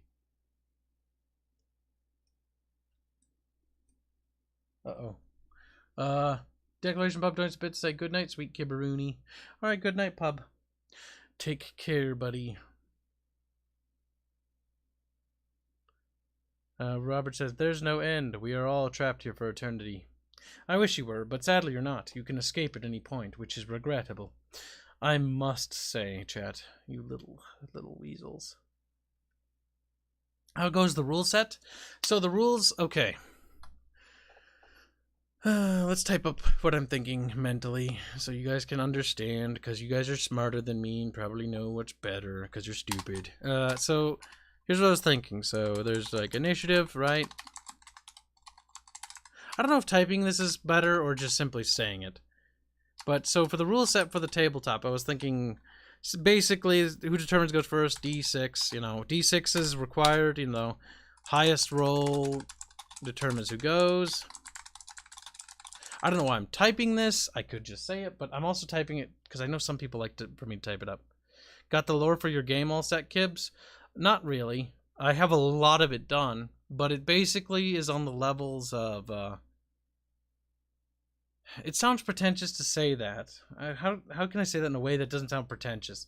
So, the lore for the IP and universe is massive, and to the point where it's...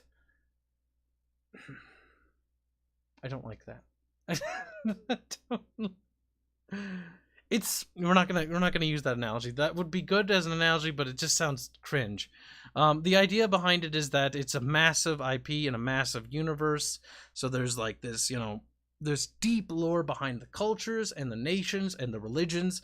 Like there's the whole war in the heavens, a part of the faith of the celestial starborn, and the conversion from the cult of the Starborn cult into the Celestial Order. That happened during the Kanar era, which is over 1,000 years ago, and that's Kanar, the first of their dynasty of the Valen, of House Vala, which is about 1,000 years ago. Then you can go further back to the Luminarians, which is like, you know, a couple thousand years ago, and the Luminarians and their rise to power as a seafaring empire and their slave trade, as well as the calamity that brought about their collapse in the City of Lights.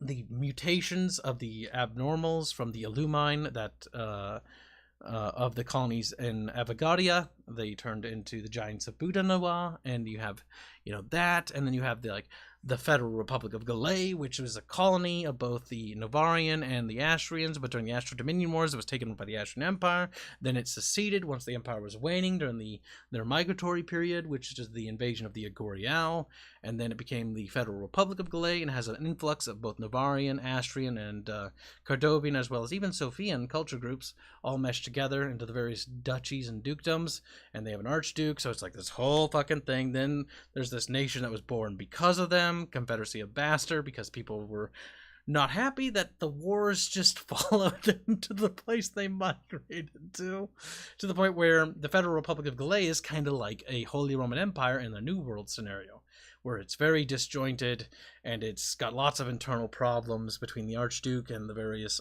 dukes and all that, and duchesses.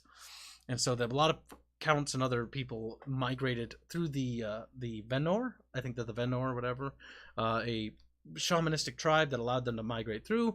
The shamanistic tribe, or no, sorry, they're druids. The north are shamanistic and totemistic.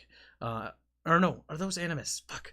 The people in that region that they migrated through are druids. They migrate through their lands. The only reason why they let them migrate through is because the Giants of Budanawa eat them for breakfast, and they like being eaten.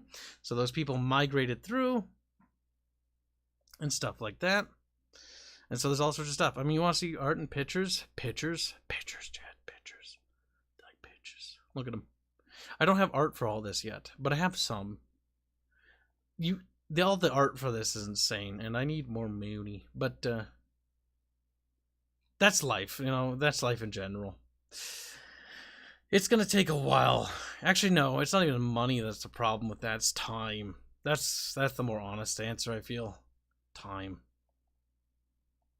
Here's the map of Terrestrial. I made it as a bit of an inversion of Earth, because after testing the planet so much, I realized that I kind of think that people need to orientate themselves in a way that is familiar, that's easy to digest. So you have the Astrian Empire. This is the geopolitical map mode of the borders of 1022 AE.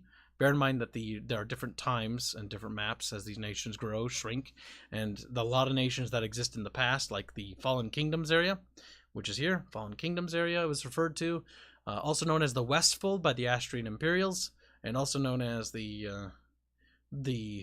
Astrian lands by the Nafir, when they swooped in here from the Agoriel. The Agoriel's here, there's a mountain ridge here, and the River of Osos runs there.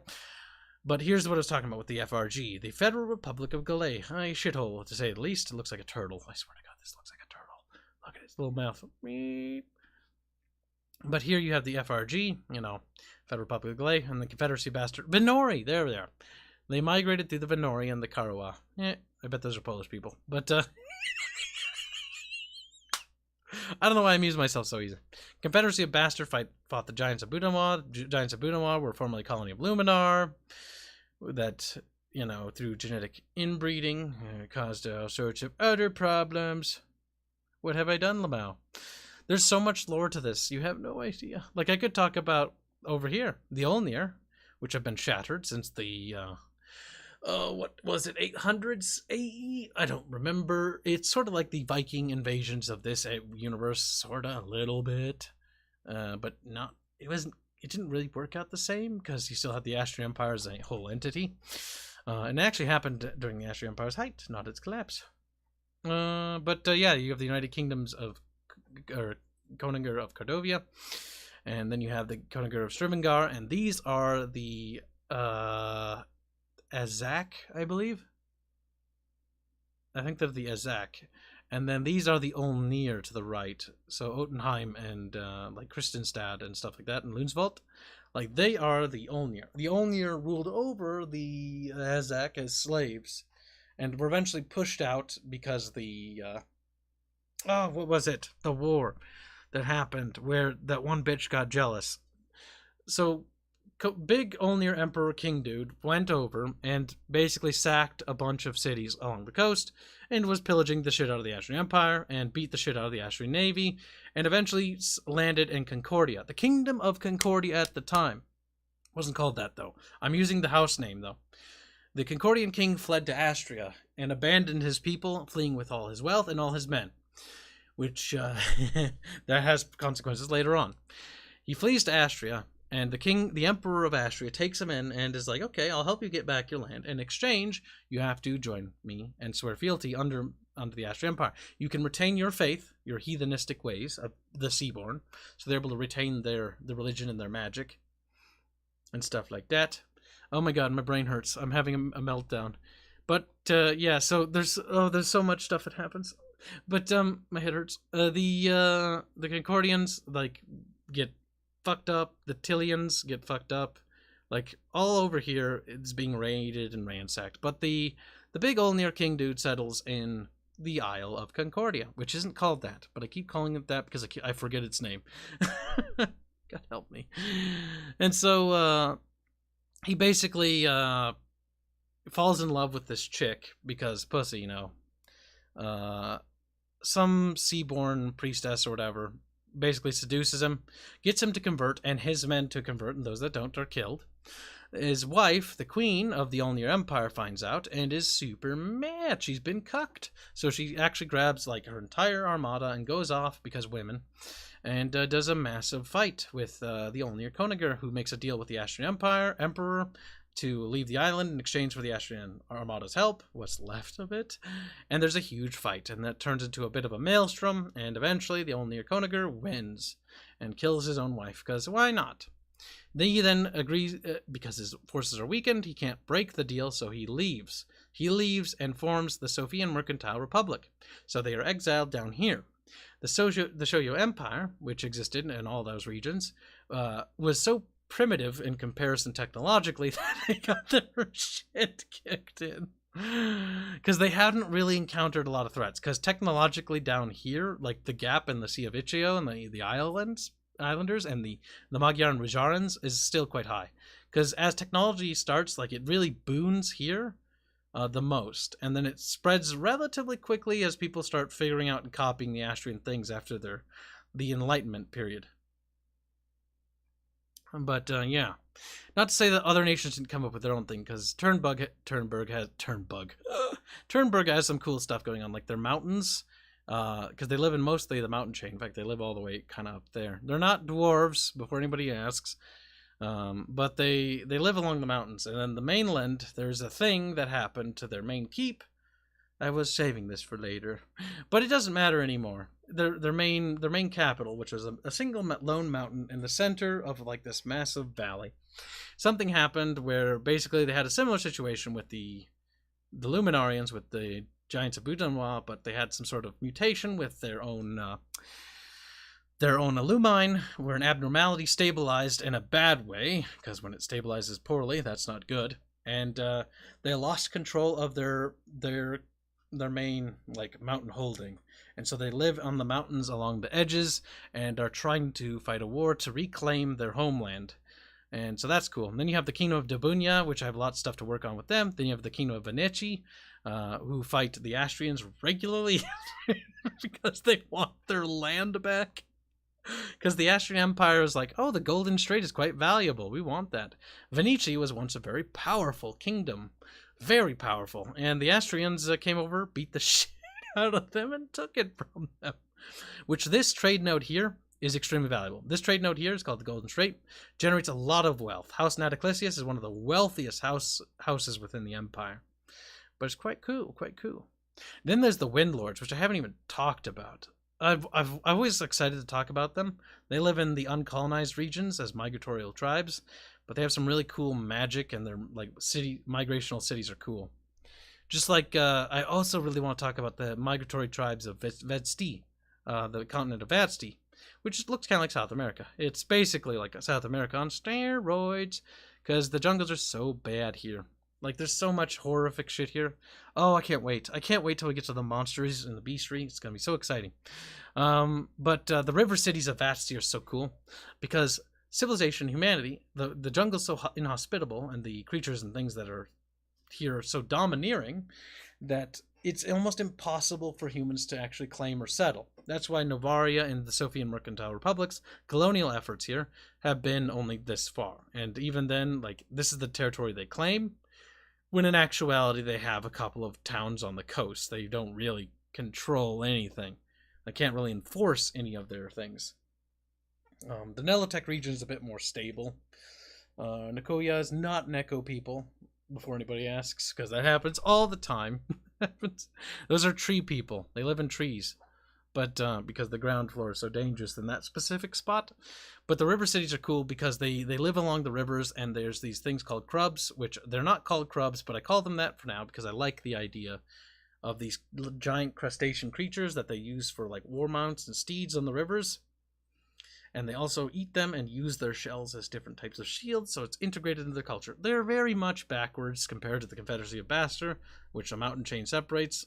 In a direct confrontation, the technological disparity would probably see it'd be pretty one-sided. The only way that Mazatec can probably win is probably purely through numerical superiority. But details. Bastar's got this cool thing rolling on with their cannons and wagons, where they've adopted mobile warfare to fight the Giants of Boudanois. So that they basically fight mobile campaigns where they kite and skirmish, because they can't really fight the giants in straight up fights, and their castles are actually really cool because they're designed in such a way to be anti-giant, because a giant from Boudanois is about 20 to 24 feet in terms of size. So they're quite big and quite terrifying, and normal weapons, arrows, and swords don't really cut it. While the Counts of Bastar still have it because they have to deal with their neighboring problems and other humans, of course, their military doctrine is actually rather fascinating because of how it's had to adopt to deal with the Giants of Boudanois.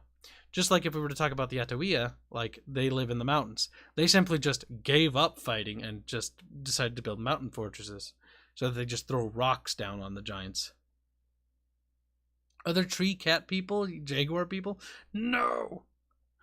Don't make me cringe. There's no furries here.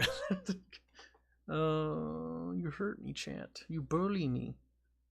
I remember, says Jabrow. The art of the soldier from Mazatec looking cool. The clacky helmets, yes. Their helmets look so cool. They clack when they walk. Clack, clack, clack. They do look cool. I mean, all the soldiers from the different cultures look pretty fucking sick. Not to toot my own horn, but my art team is pretty good. They're like the best, okay? There's a reason why I pay them so much. I don't know how far back the art was posted, but I want to show you. There's so much lore. Sometimes I forget how much stuff there is because I spend so much time working on so many other things that it's easy to forget the depth, right? Like here's the city of Estios, right? This is a work in progress. This is for the Battle of Broken Storms. This is north over here, south, and this is west. No, east, because this is towards like the capital of Helios and Pyria. And then there's over there the Fallen Kingdom's land, or also known as the Westfold of the Astrian Empire. So it's pretty cool. Where's the Anthro race? Get your fetishism out of here, Velasca. He's like, no, Gibbs me. He's lewdness.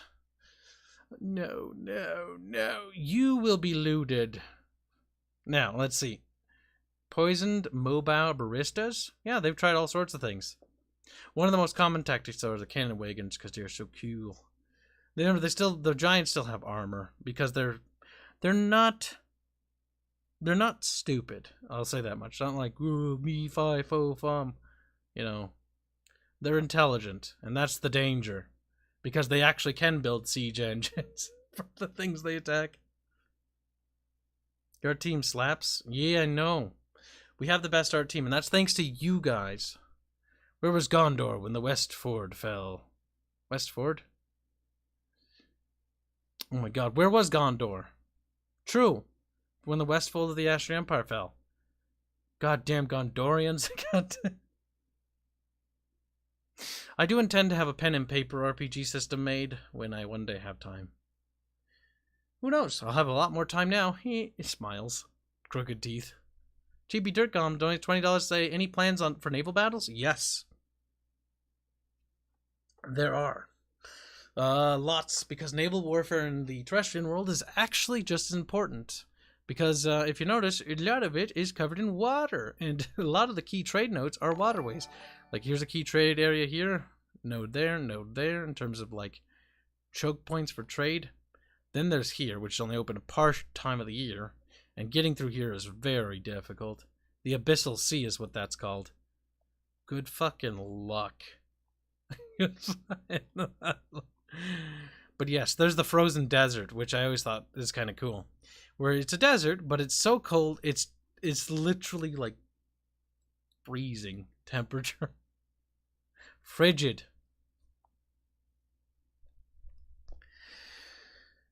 Sell out to Disney. No! So they can make an abomination of a movie of it. When? I want a movie and an anime made of this, and I want several thousand of them, but I don't have the resources for that. Maybe one day. Maybe in my dreams. There we go. But yeah. But there's a lot of history behind every one of these nations. A lot of the names are a work in progress, is like the Principalities of Neketut. I don't really like that name. Not a fan. I want to get rid of it. Or rework it. Just like the Mazatec. Because these were called the Mazda Moon. And then somebody said they were like Mazda Mundi. And I was just so butthurt about the fact that I came up with a name that was the same that I fucking changed it. I was like, I hate the fact that that's the same. So I was like, nope. Like, I've given up on it. Because, like, something somewhere is called something. Like, Vernia is probably a thing. Velatubre, Rosaloyon, probably. Rujara, Magia, Nezari. These are similar culture groups. Well, these two are. This one, not so much. You know what I mean. I look forward to porn of this. There already is. You can check Rule 34. We have Rule 34 of our stuff now. Will combined arms be viable? I want it to be. But it depends on how it boils out. On the tabletop, I don't know how that would work. That might be messy, but I want that to be, in theory, be possible. So that you could have naval battles and like a naval invasion. Because during the Astro Dominion Wars, there was a lot of that. Both on the islands, there's actually a bunch of tiny islands throughout here, by the way, but I didn't give them art on the original map even, so the artist only worked with this. Only the major islands with major cities on it got art. Any of the forts and little tiny island chains, I kind of didn't do, so it's not 100% accurate to what it's supposed to be, but it's as close. It's as close, because you have the major islands. Like, these islands are huge. But yeah.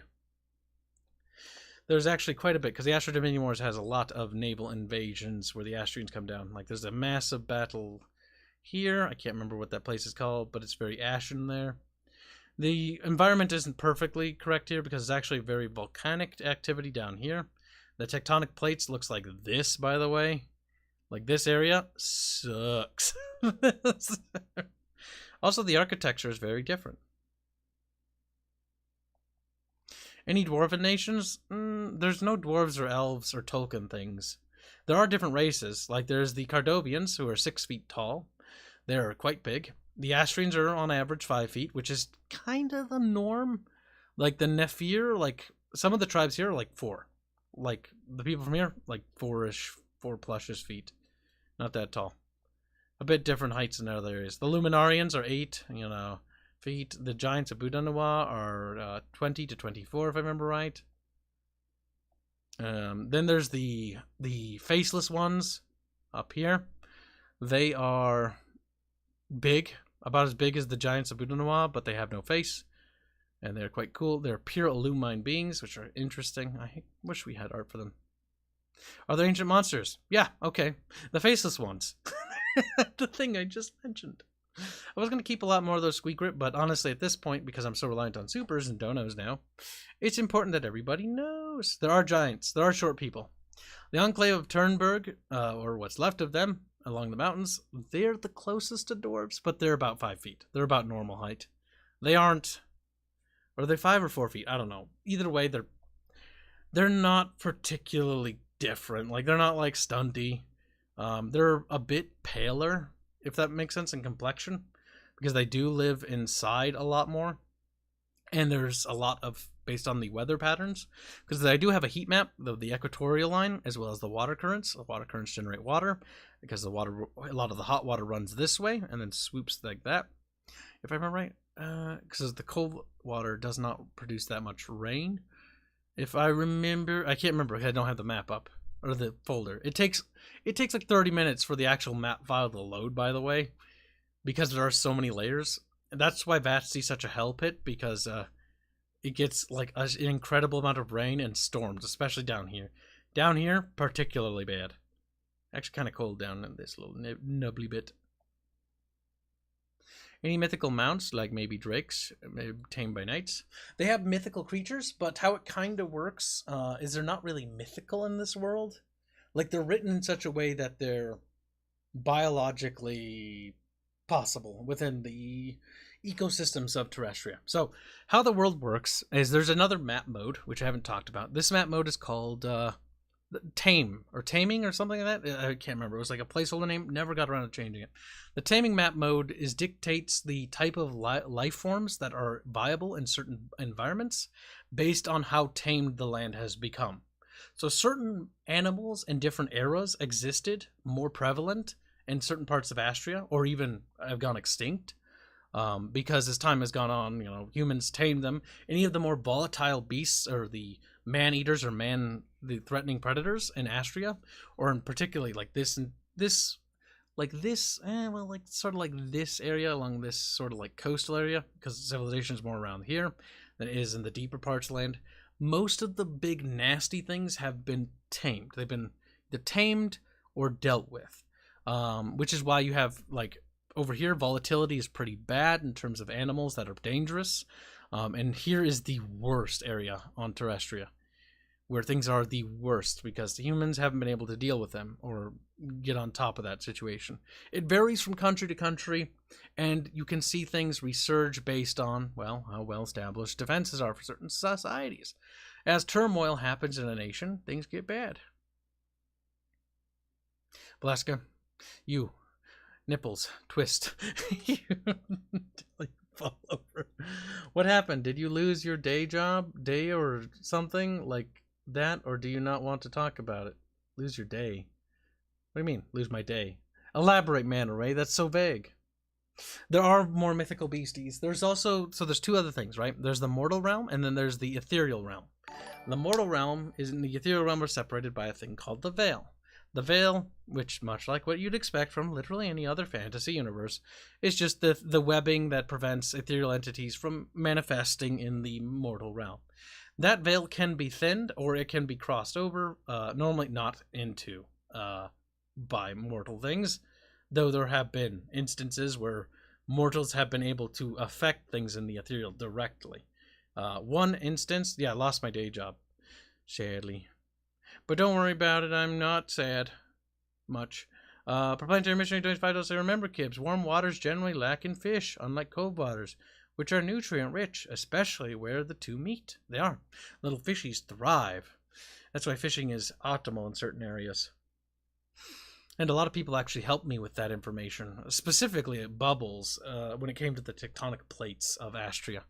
Which, if I remember right, the one thing that's weird is, like, there's a tectonic plate. Like, this Halostro is its own tectonic plate.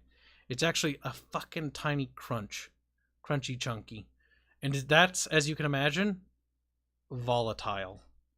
So the structures here and the walls and the buildings, like, they can crumble, and they often do. But the buildings there are built very, very much to resist it, as that culture had to develop that way to resist earthquakes and things like that and volcanic activity. Kib's day job was keeping Arch fed with pastries. Damn, that little parasite. Like how Africa continent is the worst. Actually, no, Vashti is the worst. The second worst is the Africa continent. It's pretty bad. Specifically where the Wind Lords dwell, which is a specific couple of tribes. They are pretty cool. I can't wait until we get to them. But the environment is very inhospitable. Like, water is very precious, as you would imagine in the desert environment. There are oasis areas. There's even some cities or things like that. But they are built in very key locations, which is also why the various kingdoms along the coastline don't really interact with them, because there's basically what they call the barrier, which is like a significant amount of land distance inland that is just hell to get through. To the point where large armies or large group movements, it's just logistically not feasible in this point in time yet. So that is keeping some things culturally separate, which is why you have different things there. There are different actual factions within this zone, actually. I believe there's 4 major nations, actually, that compete within this region. And also fight and vie internally, but they don't really deal with the outsiders. But they deal with each other internally through trade and things like that. Sometimes too. Depends on them. Depends on who's in charge of when. But that's like an interesting sub thing going on in that continent. Yes, Zerbrow, you nailed it. There was an art piece that Carlos did of a Windlord a while back, where there's a guy who says, I hate sand. He's a Windlord dude. When we were doing the aesthetic for them. Kibs, how do you have a desert next to an Arctic continent? Firstly, you little muppet, it's not next to it, it's touching it. Now, he's like, it's right next to it. How do I not? How do I not have a desert? You little muppet. You little muppet. Who is close to the Chinese culture in the universe? Really, Chile thing. Okay, slutty miss. The thing is with the planet and how planets work, right? Yes, Chile isn't a desert, but Chile is also a very different situation. You little... I'm not going to get drugged down into the conversation about planets and stuff like that, because that was actually what took this thing so long to make. It took about 3 to 4 months to make this map, and its subsequent layers, and figuring it out. It was not easy, and required an incredible amount of research. But I'm not going to get dragged into that because we'll be here for a while. To answer your question with the Qi Empire, it's literally short for China. It's actually just a placeholder name because I didn't know what I wanted it to be at the time.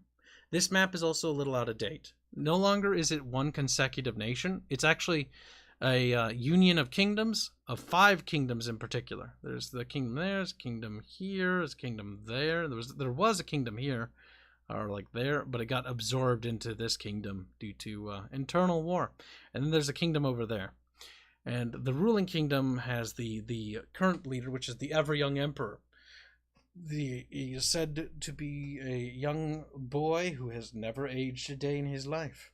And he has reigned there for about like 80 or 70 years or 100 years now. Which kind of makes the Shoyo mad, because the Shoyo have the God Emperor. They're like, we have a literal living God Emperor, and then he dies of old age. So, but do not worry.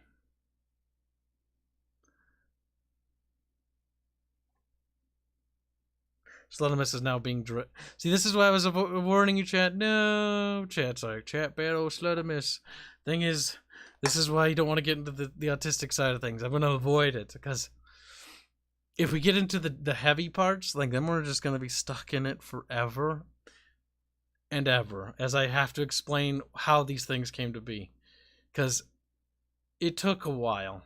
Like the water currents and wind currents affecting certain trade lanes. But no, because don't want to do that right now. Now let's see, tundras or deserts? No, stop it, Glowy. You're doing something evil. Will come. Let's see. Remember, yep, read that. Cut up. Okay, good. Steel ships.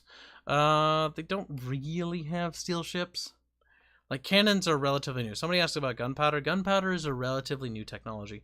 The city of Pyria, which is the new capital of the Astrian Empire, is currently experiencing, because it's being built up to be a modern city. In fact, the city of Pyria is going to be abnormal from a lot of the other cities you see in the game, which is the starting city and the starting palace. Because that is the most advanced, one of the most advanced cities, because it was tailored to be that way, and it was built that way by Emperor Crondrius when he started to renovate and upgrade the city for when he intended to move his family there. I'm trying to find something, but I can't. It is difficult. I do not know where it is hidden. Oh god. We've worked on so much. We have art of it, but it's somewhere.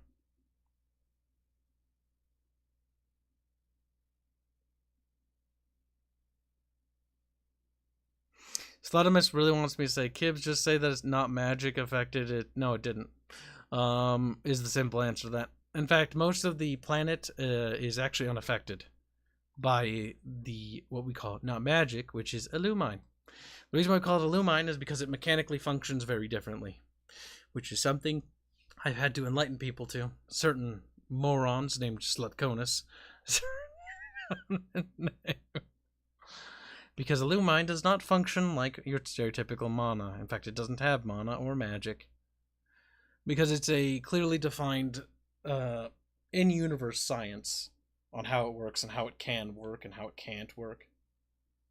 Well, deserts have to be in hot climates. See, this is what I mean. This is why you can't... It's important to never get bogged down in conversations like this. This is why I stopped arguing, because there was this one time. Let me regale you a story.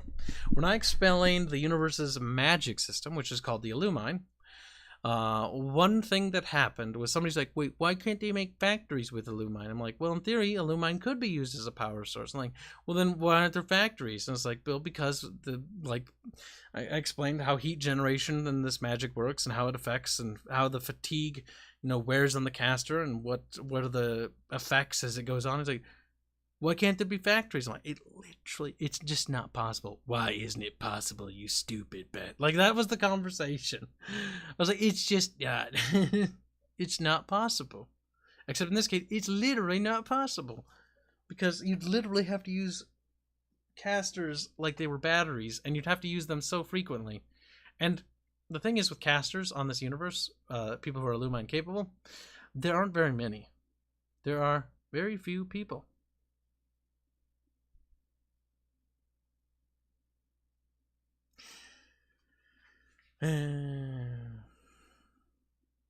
Thereby constructed language. What? I don't even know what you're talking about.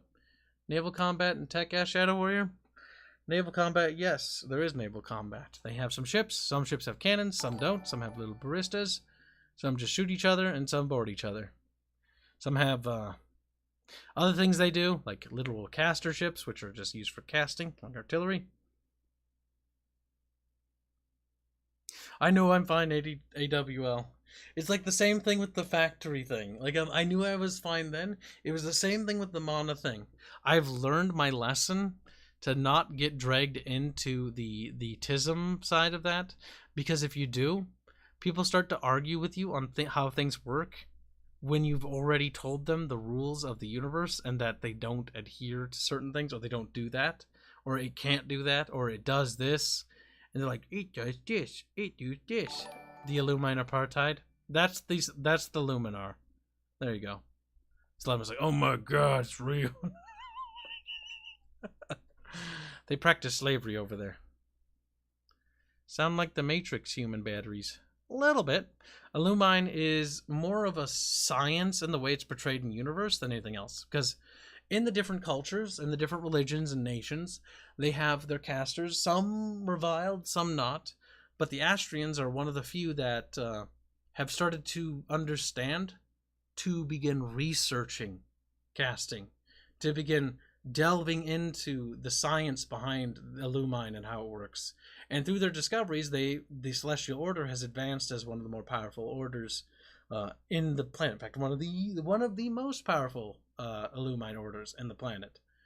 Now, there are still individual casters and abnormals that are stronger than a Celestial caster, because they have what we call tard strength, or tard Illumine power, because they literally are born with deformities or mutations that help them, like the Onigdor in particular, because Emperor Daros was able to fight the Onigdor, and through his sheer skill win that confrontation. The Onigdor was just much stronger than him. Scorcher targets tactics to starve out the giants. See, the Confederacy of Bastar would do that if they were losing. Confederacy of Bastar is actually winning against the Giants of Budanawa, generally. Obviously, not everything goes well, but there's a reason why the last century or so they went from a little coastal city right there, which name I can't remember, to a single county, to 2 counties, 3 counties, 4 counties, 5 counties, 6 counties, 7 counties. They're actually exploding if you were to look at the timeline map compared to some of the other nations here. So the Giants of Budanawa need to get their shit together, or we're going to have basically a new powerhouse in the shape of their nation called the Confederacy of Bastar, which is going to be a very large power on the continent of Avagaria, where really the FRG is a slight threat. These tribes aren't really too much of a threat. Granted, they're not like tribes from the levels of Native Americans, where they're so behind in terms of technological, military technology and all that stuff, that they can't survive. And also disease-wise, because the colonization effort that happened, the diseases have more or less started to cross over between each other. So you don't have massive problems as much as you did. You still do though, but not like the grand sweeping ones. You also have these societies that are basically on the equivalent of Germanic tribes during the migratory period. They have chainmail, they have leather armors and stuff like that, and some basic iron weapons. Not the best, not access to gunpowder really, but they're not very far behind. Versus the technological disparity here, much greater. Down here, much greater. Over here, pretty bad. And in here, very bad. Down here, abysmal. These people are just tribal. And the Giants of Luminar have kind of been stagnant for a very long time, where they have the world is about ready to start passing them, and in some cases already has, because they were so far ahead. They just got fucked. They're the big ancient civilization here, or one of them, I should say, because I'd be lying to say I didn't plan deeper. Confederacy will rise again. See, that's why people have started latching onto the Confederacy of Baster. That, and some people are like, it looks like Texas. And I described the climate there and like, it's Texas. It's Texas. I mean, based on the equatorial line in terrestrial, it is kind of the same way. This map isn't 100% accurate, because I did do the mapping of squares and the actual mileage of the planet. It is bigger than Earth, though, but not by an incredible amount, though. Only like 100 or so miles, if I remember right. Like, it's fairly close. Or is it 100 or 1,000? No, not 1,000. 1,000 would be a fairly big difference. It's like 100 or so miles, I believe, differential. But terrestrial is chunkier, just a little bit. Who invented gunpowder? I can't spoil that. There are many people in this universe who claim to have. So, with the discovery of iron as a technology, iron is theorized to have been around on terrestrial by scholars before the age of Kanar, but it was theorized that it was very secretive, and that's where these legendary weapons had come from. They were legendary weapons not because they were magical, but some of the scholars in Astria think that they were actually made by smiths who had figured out the secret of ironworking but had kept it secret based on some of the things they've recovered. That's from what they believe, right? And another thing that they think is, like, as far as how long it's been along, is that Kanar is sort of the one who spearheaded the massive introduction of iron. Because of what the Silver Prophet told him on the mountain of Helios, Mount Tetanos, he was able to learn about agriculture and improve agriculture because the messenger from the god delivered unto the people the things they needed to thrive, because the Astrian Republic was in its age of decadency. It was weak, it was vulnerable, it was tearing itself from the innards, and it was surrounded by enemies. The gods gave them the tools to defend themselves in form of the iron weapons, and the gods gave them the food they needed to stave off the starvation. And this was the Starborn Pantheon, the new Pantheon, the Pantheon that would not abandon their people like the old gods had, because the old gods had become corrupt, twisted by time. That was the belief. That's why the god of justice, God Tyrannos, slew the other gods in a righteous crusade in their point of view. There's also different splinter face, by the way, and different interpretations of this whole thing. And he slew the other gods, most of them. So the ones he didn't were basically adopted into his family, and he basically banged a bunch of chicks who were basically terrestrian babes and had a bunch of kids. These kids would become the Starborn Pantheon, and then the kids he didn't kill and adopted, or like in the case of Calestios, who wasn't even a kid, he's like, "You're my son now," and Calestios is like, "Okay." Don't want to die. And Calestios is the wayward god. The House of Allah has a very close relationship with Calestios, actually, because he is the messenger god. He is the one who brought the Silver Prophet to Terrestria to tell the tale of the war in the heavens, because it had happened apparently before the faith had even started, allegedly. So what Middle Eastern civilization inspired the Nekotuts? I love the Nekotuts. So with them, I've got a couple of different flavors. Like, I'm thinking some mixture of some Assyrian, like late Assyrian things, some Egyptian stuff, because I like Egyptian things, but I'm kind of trying to lean away from the Egyptian stuff too much. Because I know it's just a trap to fall into. It was like when we did the Sunken Empire of Astosi, which is the ancient empire, one of the ancient empires that still exists, I'll say, and they are a mixture of Mesopotamian like culture mixed with Soviet brutalism and some other things that I liked artistically to give them that vibe. Like, their structures have this very Soviet era vibe to them, which I know sounds weird, but it looks incredible. Like, their buildings and their city is actually really cool. especially when it's all like dilapidated because of the calamity that they endured when they were like, we have the city of eternal light. Like the sun never sets on the city of eternal light. That was the whole thing. It was shone through day and through night. And then there was the calamity in which they were like, we're going to spread our light across the entirety of Luminar. And then there was a massive ass explosion when they were experimenting with Luminarian Lumine things, and it caused you basically an atomic bomb, if you want to call it, like level catastrophe on like steroids.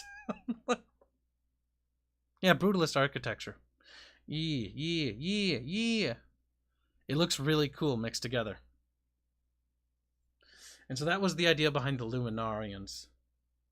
The Nekotuts. The Nekotuts I haven't touched too much. We don't have too much stuff on them. I need to do more work on them. I'm mixing some Arabian things in there too, with the Egyptian things to try to bring out some unique flavors. Maybe I'll touch back to the Kushites, but I kind of want to save that inspiration for something later. Because I have some Ethiopian ideas that I like, and some things about Coptic Orthodoxy that I like, that I kind of am saving for a certain culture inside of the big desert, because I have delicious ideas. But I don't want to do it. Araki Money says $5 say, did you say Assyrians? That's me, pure-blooded Assyrian. The Empire shall rise again. Yes, that is you, technically. There's inspirations down here with that, if I remember right, that we are working on. Because the ancient principalities is cool. They have the various princes,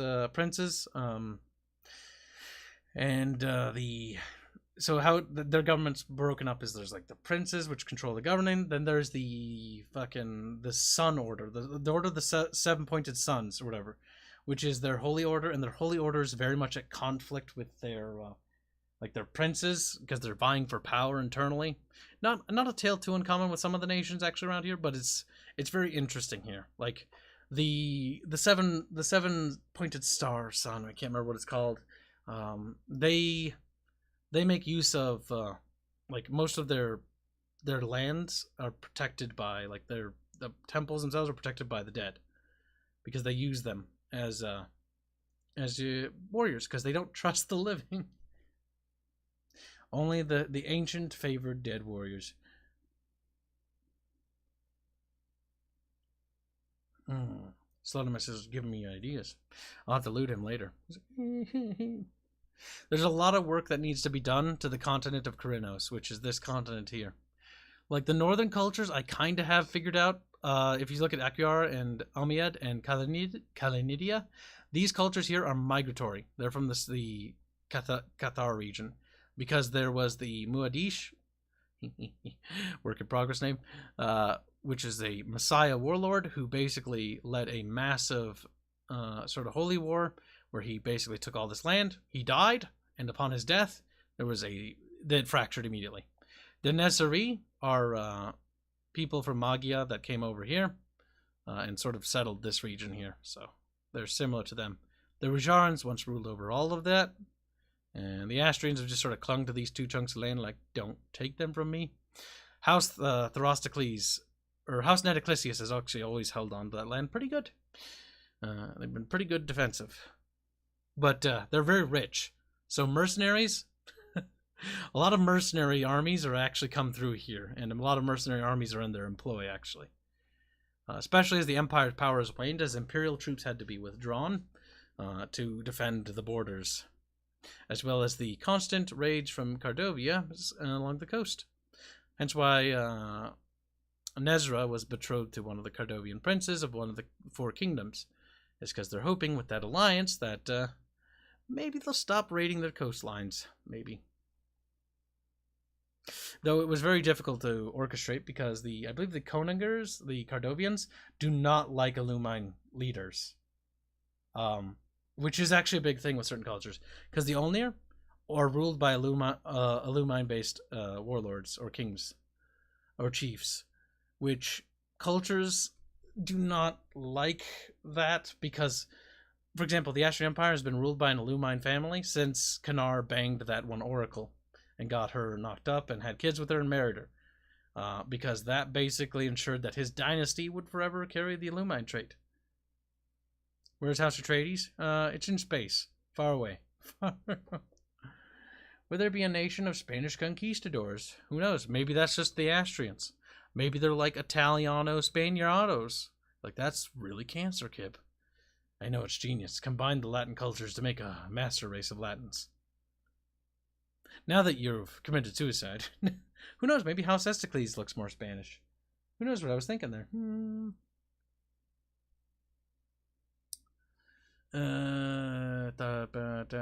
Begun. Do you think that the idea that some people might meme on Baster for being Eldia from Attack on Titan might make you change the location of the Giants Lamau? No, I don't really think so.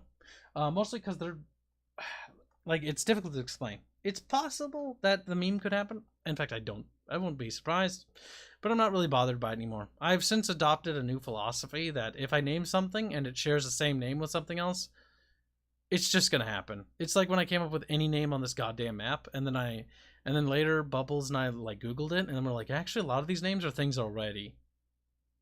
And then I started looking at names in general. I'm like, if I focus on constantly having to just worry about naming things based on Google search results, then I'm going to be stuck writing something forever because I'm being overly snowflakey about something I really should just man up and stop being a little bitch about. So I stopped being a little bitch about it. Mazdatech was the last one, and honestly, I'm half tempted to switch it back to Mazdamoon simply on principle. Also, I kind of like Mazdamoon a bit more. Mazdatech just sounds like Aztec. I don't like that. Nelotech was fine because it was always supposed to be Nelotech. They're cool. Nelotech has really cool cities. They're one of the few cultures in Vashti that are somewhat stable. They're also fairly old. Not as old as the Luminarians, though. They also fought the Luminarians. Astrian X, Giggles, come here. Start beating them. Oh no, entire race of squealy lines. It happened. It happened. But the forts of Baster aren't the walls. You'll see. They're interesting. Like height, they were built partially for height reasons, but they're actually built in such a way that they're more meant for cannons than anything else, and the ability to levy a cannon onto something, as well as with how they built their towers behind them, so that they can easily overlap fire if they get up to the wall.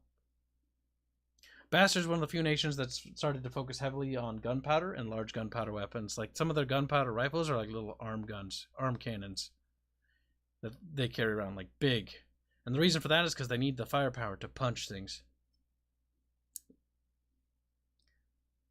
Maztec looks like a dragon's head. Oh my god, it does! Little teeth. Little teeth. Just like, this looks like a turtle up here. It kind of does look like a turtle. But yes, House Vala is right here. House Taurius is there. House Lanium is there. House Esticles is here. House Helvis is here. House Concordia is there. House Tilius is there. House Neteclisius is there. I remembered them. I've been working so much on the Astrians that I can't unremember them. My itches. But thank you for the donation. Are you a sphere earther, Kibs? S. Artemis? I don't know what that means. Thank you for $2. You didn't donate $2 to say the Confederates were right again. I read that. Got up. Got him.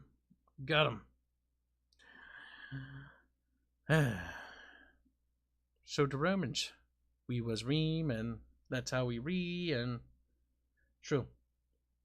Have you ever read chat? Have you ever reamed at me?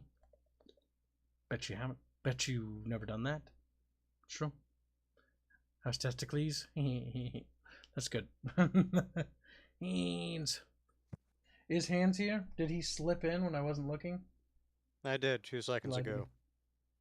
I was under the illusion that he had come here. Oh, he is. Ketchup! My favorite little ketchup. Hello.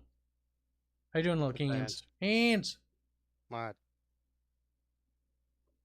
I don't hear Hanse. He's dead. Why do you not? Discord says I'm talking. Very good. Chat's starting to send me receipts for their donations. And on stream I see the little thing bobbing up and down, indicating speech. Velasca became a member?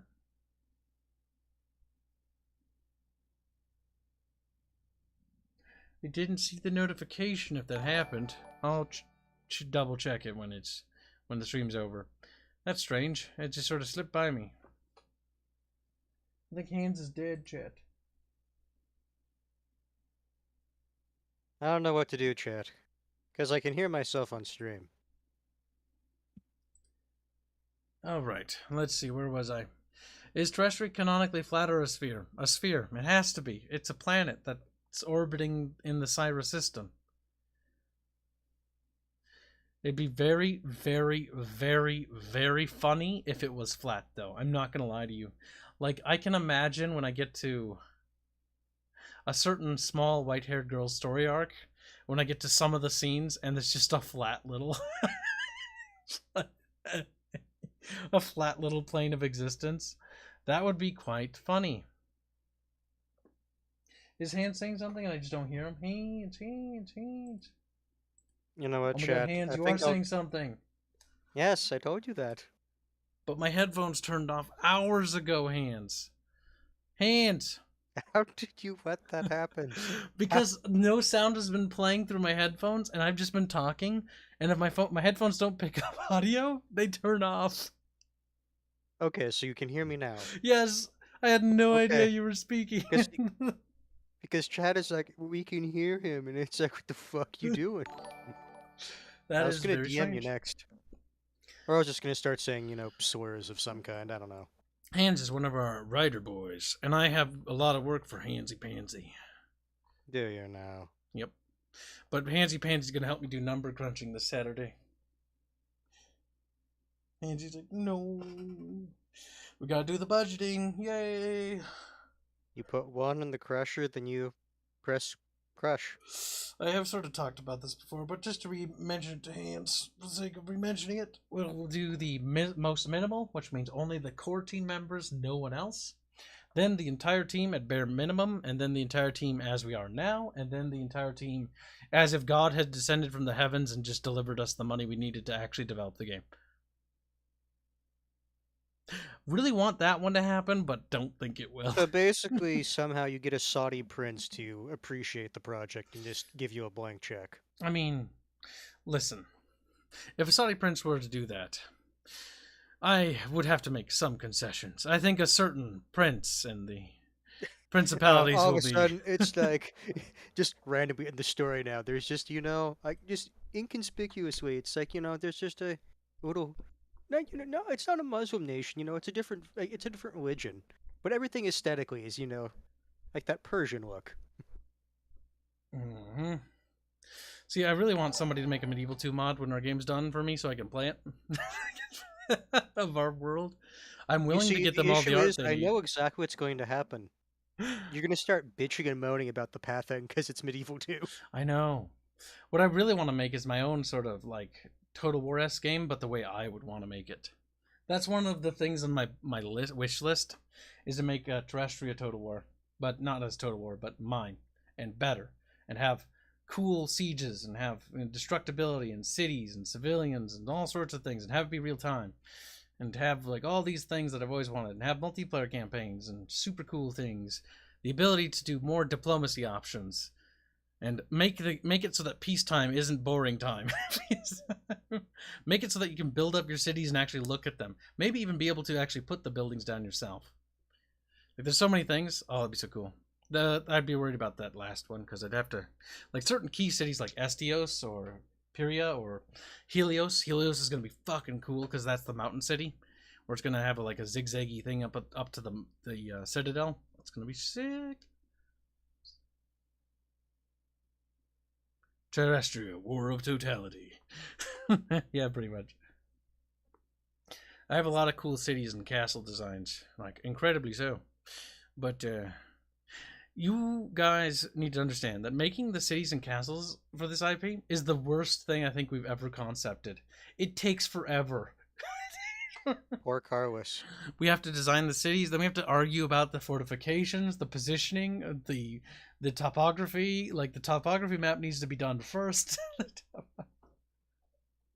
so much argumentation for different parts of like different things. Like simple, like a gate in the wrong place can lead to a conversation for hours. Or if a river runs through the city, like, and then there's another conversation like, where does the water come from?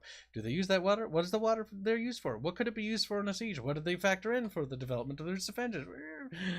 It just And then you understand why certain devs just basically say, "Fuck it, don't worry about it." the The reason they didn't use that waterway to attack the city is because it wasn't necessary, or some because the other. camera doesn't look there whenever the siege is going on. Let's see. Heretic. Slutta Holznator donates $5. Say, Kibs, did you mute Hanse? We can hear him. I'm not messing with you. Yeah, I figured it out. It's because I didn't realize my headphones were on. I talked to Robert before coming in here. I talked to Arch because we recorded the Obi-Wan episode, which was fucking pain. I heard the newest one was pretty bad but funny. It's very bad. It was. It's bad. You'll see when it comes out on Archcast channel. Oh my god. But moving on past cringe and disgusting things. Glow in the Dark donates $5. Say, so the whole stream. I hope. Or no, wait. Back up. Hello. It says Heretic for $10. Kibs, hello Hanse. Here is Munmun's. And can you please bully me? Heretic, bend over. He's like, no, not rape though. Heretic is a bad little boy and needs to believe in the right religion. You need to start worshiping. Religion. We need to start praising the Starborn Pantheon. You have to suck Bajaro's I'm sorry, that was cringe. Thank you for the $10. There you go. There's your bullying. I hope EA gets a hold of Terrestria. I'd love their funding, but I do not want them to have any power. Listen, EA, you fund this, and I will guarantee you that it will turn a profit, because that's an easy guarantee, a very healthy profit even, if you actually give me the proper funding. But I want none of your personnel. I want none of your fucking anything. I just want the money. Then go away. Stay away from me. Golden Dark donates $5. Say, so whole stream is about what progress was made to inform people that the sad times are coming. Yes. Basically, it's talking about we're going to do the budgeting thing. I'll have the budgeting thing will be a video because I do not want to stream it. Because the problem with streaming is, well, it's this. Like, I talk about it and it's difficult because then I get supers. I need the budgeting stream to be like, okay, here's how many YouTube members or subscribers or members or whatever we need in order to make it, like at different levels. So it'd be like the bare minimum, the sucky option, which is a little sucky but not the worst. And then there's the how we were doing it now. Then there's the how it would be nice to be, which is the last two are just more so hopeful, but it's just so that people can understand what's going on, so that they understand how it works. And thank you for the donation. But yeah, that's more or less about what it is. Holzinator donates $10. I can only imagine. I read that. Donates Iraqi money. Donates $5. Say a Saudi prince will kill you if you make his Muslim nation look like Persia. Now I'm going to do it. 2, I can be your prince. I'll get you a barrel of oil a week. You know how expensive oil is these days. I mean, I don't mind having a Syrian prince over a Saudi. At least the Assyrians have cool aesthetic. Now I've just alienated any Saudis. The thing is, in that entire area, you can just say, I think insert group, like architecture looks interesting. And then like 2 or 3 other groups are, it's like, excuse me, are you saying our architecture is shit? They're like, hey, actually, my mud hut is better. That was mean. Too far. Thank you for the $5. And then, like you picked up on, if I just say, well, I mean, it's all Persian. That's it. You say that if you want to be funny. Oh God, yep. Because the Persians are popularized to an absurd degree, so they get the credit for a lot of the other cultures, and so the other cultures get shit mad. They didn't even do. Yep, it's great. And they're just like, good stuff though. Iraqi oil money gives me $5. Say I read dirt. Real Hoser gives me $5. Say I unsubbed from Eckhart's Ladder today. He said this episode was great and the best episode yet. Oh, I don't understand. No, that's a YouTube channel that criticized the new Star Wars stuff. If I remember it, he did like battle analysis, but it's been a while. I I don't really Jesus. I don't really know the context. Like what was like why did you unsub? Did you just not like it? Was he serious? I don't know. I need context. I don't understand. Iraq, you owe money, that's what I'm saying, as a joke. I mean, realistically, Star Citizen should be done before our game. Realistically. They have full funding. Their entire team can work around the clock. I would kill for that. I would kill just to have like if I could get like, you know, hypothetically like $6,000 or $8,000 a month. That would probably be enough to get enough of our personnel working full time, because I would be spending all of it, by the way, on development. If I could get $4,000, I would be grateful beyond belief a month, because that would mean that the team could operate at what it could have done. I'm not gonna expect that. I'm going to believe that it's probably going to be under that, around 2,000, which we're lucky to have that even. Sources never coming out. Chad is so sad about that game.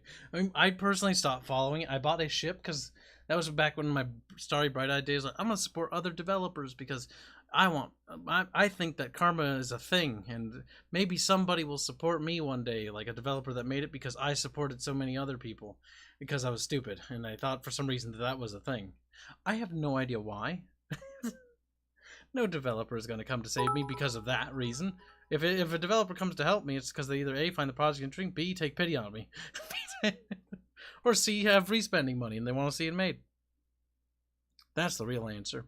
Okay, we need to get caught up with these supers. Christ's sake, guys. I appreciate the generosity. Oh my god. Where am I?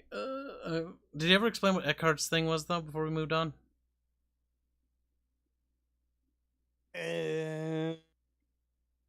Who was one who initially said or brought it up? Halsey. Artemis has a thing a little bit later. Oh, okay. We'll catch up to it then. Glow and Dark $22 say, Hanse, the calculator will live up to his avatar now. Yes. He will compute. Halsey donates $2 say, you didn't read it. You donated before? $10, I can only imagine how stressful the dev meetings must be. I can just see everyone hiding, scared, while Kibs just rants about all the different things he wants. That's basically more or less it. But, see, I studied failure early on. I studied people like Stephen Molyneux, because in a way when I saw Stephen Molyneux, I saw a little bit of kind of what I could see ending up being me, where it's like I want all these things. I'm very much a visionary. I have great visions, great plans, right? But the issue is you can't change those things once implemented. You need to commit. You need to not, constantly go like, okay, every 5 minutes and tell them like we're changing this, we're changing that. Whenever there is a change, there needs to be a good reason for it. That's why when I did the warfare prototype for the design for the warfare mode of the game, I took a month or two to get it made, and I made it so I could convince the team why I thought this was a worthwhile thing to add to the game. And this was to add it to the game and replace the naval combat system, because the naval combat system just wasn't wasn't interesting, and it didn't really add much to the story. Versus the warfare mode meant I could actually explore Nidus Vala's story more. And Nidus is a really, really cool character who in this story in this game kind of originally didn't get a lot of screen time that much, other than like occasionally like art pieces would be dedicated to the things he was doing. Because of the warfare mode's introduction, Nidus' story is now explorable, which is really cool because Nidus is super cool. He's one of the coolest fucking uncles of all time, besides Captain Tiano, of course, who's not technically an uncle, but it has become an uncle in a way. Oh no, Glowy! Alright, I'm gonna get to that. And thank you for the donation. Slutimus donates $5 to say Eckhart's ladder got BTFO'd by his viewers for spurging about racism when the issue was assets defaulted to a known software named Bonobo. What's a Bonobo? Boo-boo-noo-boo. Bonobo? What's boo-noo-boo mean? That sounds dumb. Ladder got BTFO'd by his viewers for spurging about racism when the issue was assets default to a unknown software named Bonobo. That sounds like some sort of programmatic thing. Like some sort of thing familiar.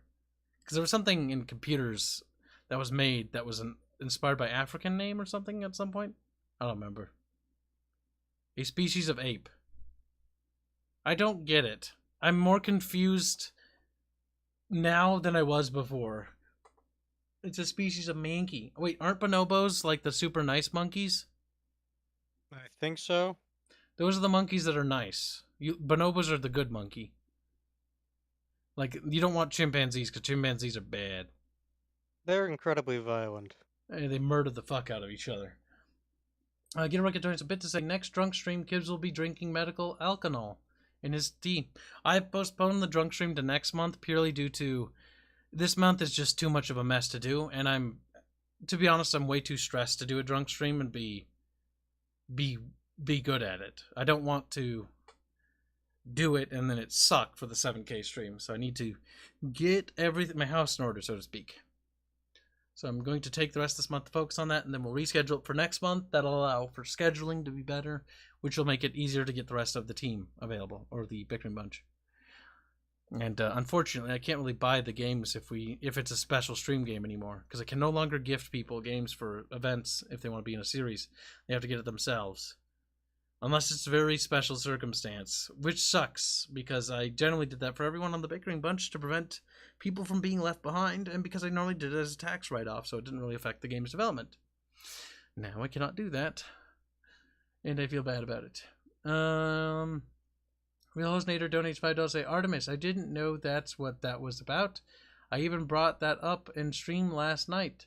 Hanse, he does battle analysis, and he likes new Star Wars. Anyone who likes new Star Wars partially offends me because the fact that they're actively supporting the thing that's killing the thing I like. It's one thing to like something. It's another thing to come into someone else's fandom and then start liking something that's actively killing it. That annoys me. Holzinator donated, thank you for the $5, and now I know a little bit more about what's happening. Just a little. Glow and Dark donated $2, say, Kibs studied failure with a mirror. Glowy bad. Slutimus donates $5, say, Bungie and 343 named their software and assets after animals. The Bonobo is a software used to create an asset and on an armor which was black. Oh no, this is the thing that, remember Fairman was talking about this the other day? I think so. It was like, it sounded dumb and I was like, I didn't want to get bogged down in it. So, okay, what the heck is it? Because it keeps popping up. It's like a skin that's called Bonobo. No, it's like an armor set that's named after a monkey, but it's all black. Okay, what's the problem? Stupid people. Are people mad because the armor's black? The thing is, I don't fully know. This is just what I've heard people say about it. Or the fact that it's called Bonobo. Like, what does it matter? Who fucking cares? Like, it's just a fucking stupid skin. Oh my god. Don't tell me that this is what they're mad because it's called Bonobo, which is a very nice monkey. And the monkey, it's a monkey, right? But they're mad because Bonobo, and they're trying to equate that to, because the armor's black, that bonobos are black people. That's the only way I can see anyone taking. Well, that's what offense. I'm saying. I'm just chalking this up to dumb people getting annoyed. That is retarded because I had to do mental gymnastics to make that logic leap there. Where I was like, ugh, as I snap my spine at a 90-degree angle like a fucking monkey. Get it? Like a bonobo. I'm so funny. I'm so fun. Chat. Squint size of them. Slaughtermus donates $5. Say, I read that. And thank you for $5, Slaughtermus. Appreciate it as always. Glowy donates $5. Say, well, as bad as it sounds, you are staying calm. Take a walk through the park and see wildlife. It was proven that helps people's moods. I don't have time for that. I have to keep working on getting everything set up because people's lives depend on me doing that. No. That sounds a bit melodramatic. People's livelihoods depend on me doing that because team members depend on me to pay them. If I can't pay them, their livelihoods are at risk. It's my job to make sure that we know how to take care of them, or if we can't, that we tell them that as soon as possible, because I have 2 months of those paychecks allegedly left coming that they owe me. So that means 2 more paychecks, which means 2 more months. I want to give everyone on the team, if I can't save them on the team, I want to give them as much time as possible to make it, which is why no later than Saturday do I want the estimates done and presented to the audience, because I do not want anyone to be left behind. And if somebody has to be cut loose, which I dread, I want to ensure that they have the most amount of time and that I'm able to recommend them to everybody I can and try to get them set up, because these people are my team. These people are my fucking family. Like, I care deeply about them, and I do not, like, they've done so much for me. I cannot let them be cast to the side. Yes, Exalted Hordes. This whole stream is talking about that, actually. In 12 days, I lose my job. And I have 2 more months of pay backed up, and that's it. Because it's my job to make sure everyone's paid. That's basically my sole responsibility, besides being the project lead and the lead designer and lead writer. Those things are also important, but keeping them paid is also super important. Talking about that, thanks for giving me barotrauma, says Jabrow. When I will be less strapped for cash, I will get back on the funding train. I should be good for midsummer, hopefully. You don't need to worry about it, Jabrow. You know, when I gifted you that was a gift because, you know, I appreciate your friendship and you're a good guy. And I wanted you to have fun with that. And that was at a different time, too. You don't owe me anything. You never did. Glow in the Dark donates $10. Say, I know a whammon that likes Halo series. She said it was good. Should I stop being her friend? I think she is just thirsty for Pablo. First comment after it is a good series. Is he hot? He is hot. Here's the thing. If she likes that, that's fine. You don't have to stop being friends with somebody just because they don't like the same thing. Yeah, sure, you can go ahead and argue your point, but don't let that ruin your friendship with that girl. Just like any other guy, you know? Like, there are things that I absolutely despise about the new Star Wars that I had, you know, and I still do have friends that like the new Star Wars stuff. But just because of that, even though I make all these jokes about it, I'm not going to not be friends with them because they disagree with me.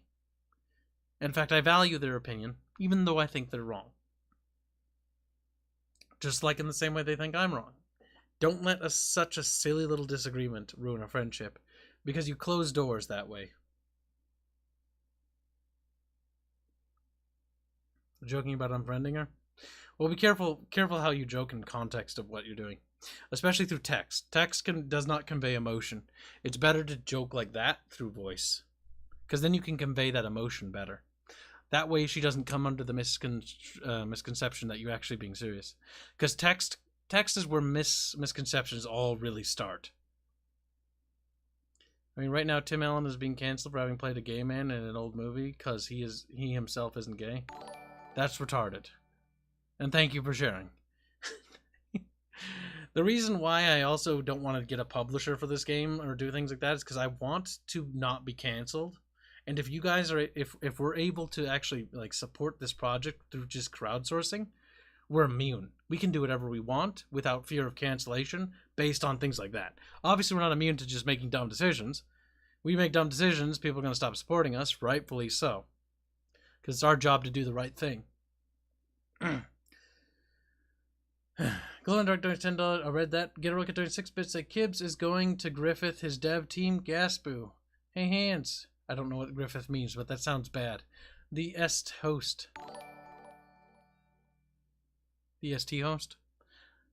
Griffith. That's the thing from Berserk. That's the white-haired femboy from Berserk. The white-haired dude. That's the guy who betrays his party, right? That is the guy who sacrifices his entire band of mercenaries for the sake of power. Wow. I haven't done that yet, but that's the thing, Also ended up, struggle snuggling his best friend's girlfriend. Ooh, that's a bit of a fucking no-no. To be fair, she was kind of into him, but still, it was unsolicited. Yeah. Well, the more you know. And now I understand the comparison, and now I hate you. So, next super half and half donates a very generous $100. Say, here's a little extra. Hope you figure out things you need to figure out. I mean, right now I already have the estimations, like some of the numbers, because I've talked to every artist. I need to talk to Carlos. He's the last artist I need to speak to. Once I've spoken to him, I have the rough estimations for like the sort of like the basic commission levels. Then, once I have all those estimations combined, I combine that with my standard of living and the allowance I allow for myself, and the amount I need to sustain myself at bare minimum.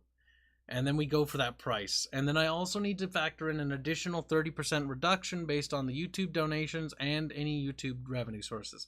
And appropriate deductions based on percentages of income, based on like what percentage Subscribestar takes, what percentage Patreon takes, what percentage YouTube takes, and factoring that in. Because I could factor all the numbers and be like, this looks golden, and then actually not be making it because taxes and because the fact that I'm not actually getting $100 when you give it to me. I'm getting $70. Because YouTube's 30%. Yep. Because they take an absurd cut, but details. Let's see. And thank you for the very generous donation. Todd donates $20 to say, hello, Bickering Boonch. Here are some mun-muns for game and a little extra. I appreciate all the Bickering Bunch's hard work. Well, thank you, Todd. In these hard times, that'll be very well needed. Almost all the normies like the Halo show, says Velasca, because it's a fine show. If you didn't want Halo or know what Halo was. See, I can understand walking into it, and if you don't know what Halo is, it might come off as alright or okay at best. But it's not a good show, even by like show standards. Like, it was very From what I've heard, like, people didn't mind it until like about halfway through when the show started breaking its own rules, not like even Halo, like started like breaking their own rules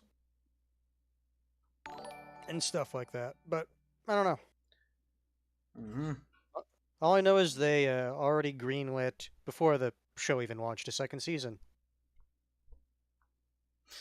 Retarded, but such is fucking life. I know. I was gonna say it's neither here nor there.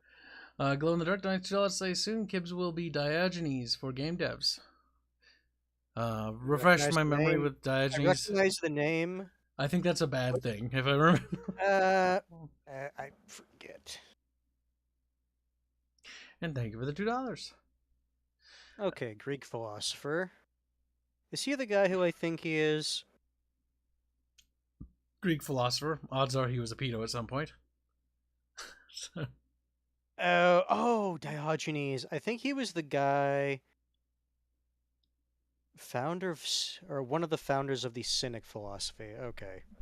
Yeah, okay, I did somewhat remember him. He's basically, or at least one of the stories goes, like some great general was like going through town and everyone's praising him. And he was like one of the few people who basically said, you're nothing special. That's funny. Did that end poorly for him? I don't think it did. Oh. But yeah, I don't remember a lot of the specifics of Diogenes. Philosopher that lived in a barrel had nothing to his name. Yeah, he didn't care about a lot of things. He just kind of philosophized. People showed up and listened to him. That's about it. Lived in the street and threw shit at people. Nice. Cynicism. Alexander praised him. Alexander the Great was okay. So Alexander the Great was a big fan of Diogenes. Well, it's because like he didn't give like heirs to like anything. So it's like you know how some people have like their little sacred cow. Diogenes is like, nah, fuck that cow. That cow. Like that was his approach to things in life. That's a fun approach. Sounds like Bubbles might like him. Maybe I don't know. I don't remember like the specific Babogenes. thing. I don't remember the specific things that he like actually talked about allegedly, because you know how a lot of those Greek philosophers are, where it's like, oh, this person definitely said this, and then it's like the like academic people who looked into it. It's like, I mean, I think people just accredited him with this. Alexander the Great, what can I give you? And then Diogenes, you could step aside and get out of my sunlight. That's the story I was remembering. But Damn. yes, in that regards, he would be like Bubbles.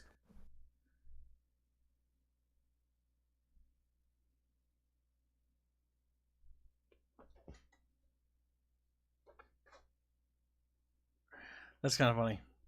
Alexander, like this great leader who could give him like probably vast amounts of wealth and land. All he told him was to get the fuck out of his light. That's kind of epic. Just a little. The more you know, chat. Just like, wow, educational. The thing is, I actually used to know that specific story, but it's been a while since I've thought about those types of philosophers for a while. Yep. That tends to happen, Hansi Pansy. But there, we've gone on, I think, long enough. This is sort of like a little stream to relax people, to calm them down, because I had some people panicking in my DMs thinking that I was actually going to be starving on the streets. Kibs, you're gonna die on the streets alone. Yes, and I didn't want people to start emptying their fucking bank accounts trying to, like, think that I was going to be dying. Like homeless. Yeah, don't worry. That's not the way the cards are going at the. They're going bad, but they're not that bad. Even then, if nothing else, My family will watch I out for doubt. me. No, I was just, I doubt your father's going to let you live on the streets. Yep, my mom, my pops, like they would take me back. They'd be like, "Come, baby, come back," and I'd be like, "Okay." Like, son, I left your room just as you left it. It's like, what the fuck, Dad? I thought you would have cleaned it out for something more useful. My room has become an armory. You just Dad, I'm not gonna lie. You're gonna have to find a different room. Why? That's where I put all my guns. Yeah, basically. I know that because I've been there. I ain't going back in there. At least you can never accuse your father of not thinking of a use for your room. At least it does something, right? But yeah, we'll be disappearing. I'll be popping into the Discord and lounging about. I do want to stream a game today, but it's too late for that. And honestly, I should try to pace myself. You should get some sleep, considering what as recent, just all life currently. I know I don't need a lecture from you. I've already reached that conclusion. No, you actually do, because sometimes you're what's the word? Stupid. I mean, I'm gonna stay up for a little bit and play video games for a little bit. Yeah, then no, that's fine. That's fine. I'm allowing you to do that. I'm allowing you to do that. Yeah. You're starting to sound a little bit like Veery. I think she's rubbing off on you. No, I would say that's more Bubbles. That's the thing Bubbles would say. You mean Pork Chop. His new name is Pork Chop. Kib starts sleeping on the ammo belt hammock, and then it's just chores to maintain the guns. I thought you tried to call him Bubbums, or is that just a head thing for me?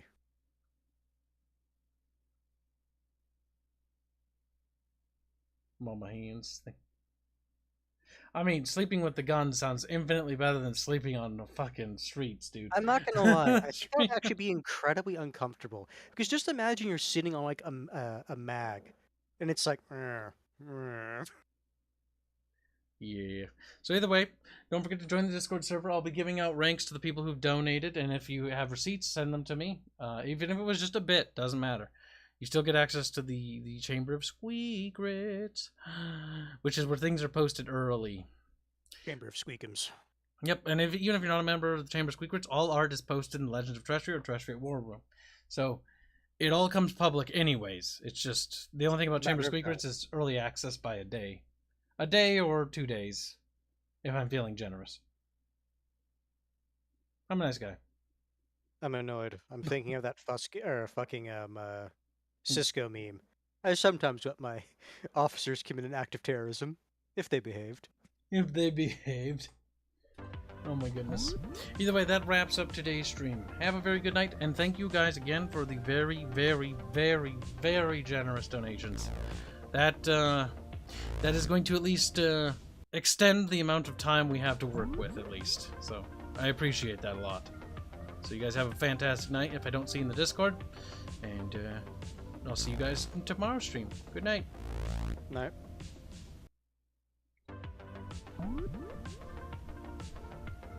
Oh shit, I didn't end the stream. I normally wait 10 seconds to let 10 seconds of silence be there for the sake of the outro animation. But Viking Kiwi donates 1,000 North Koreans. Thank you very, very, very much, Viking Kiwi. I appreciate that donation. Now, don't do it anymore. Wait for the next stream. Good night, chat, and I will see you tomorrow. And thank you very much, Viking Kiwi. Almost ended that.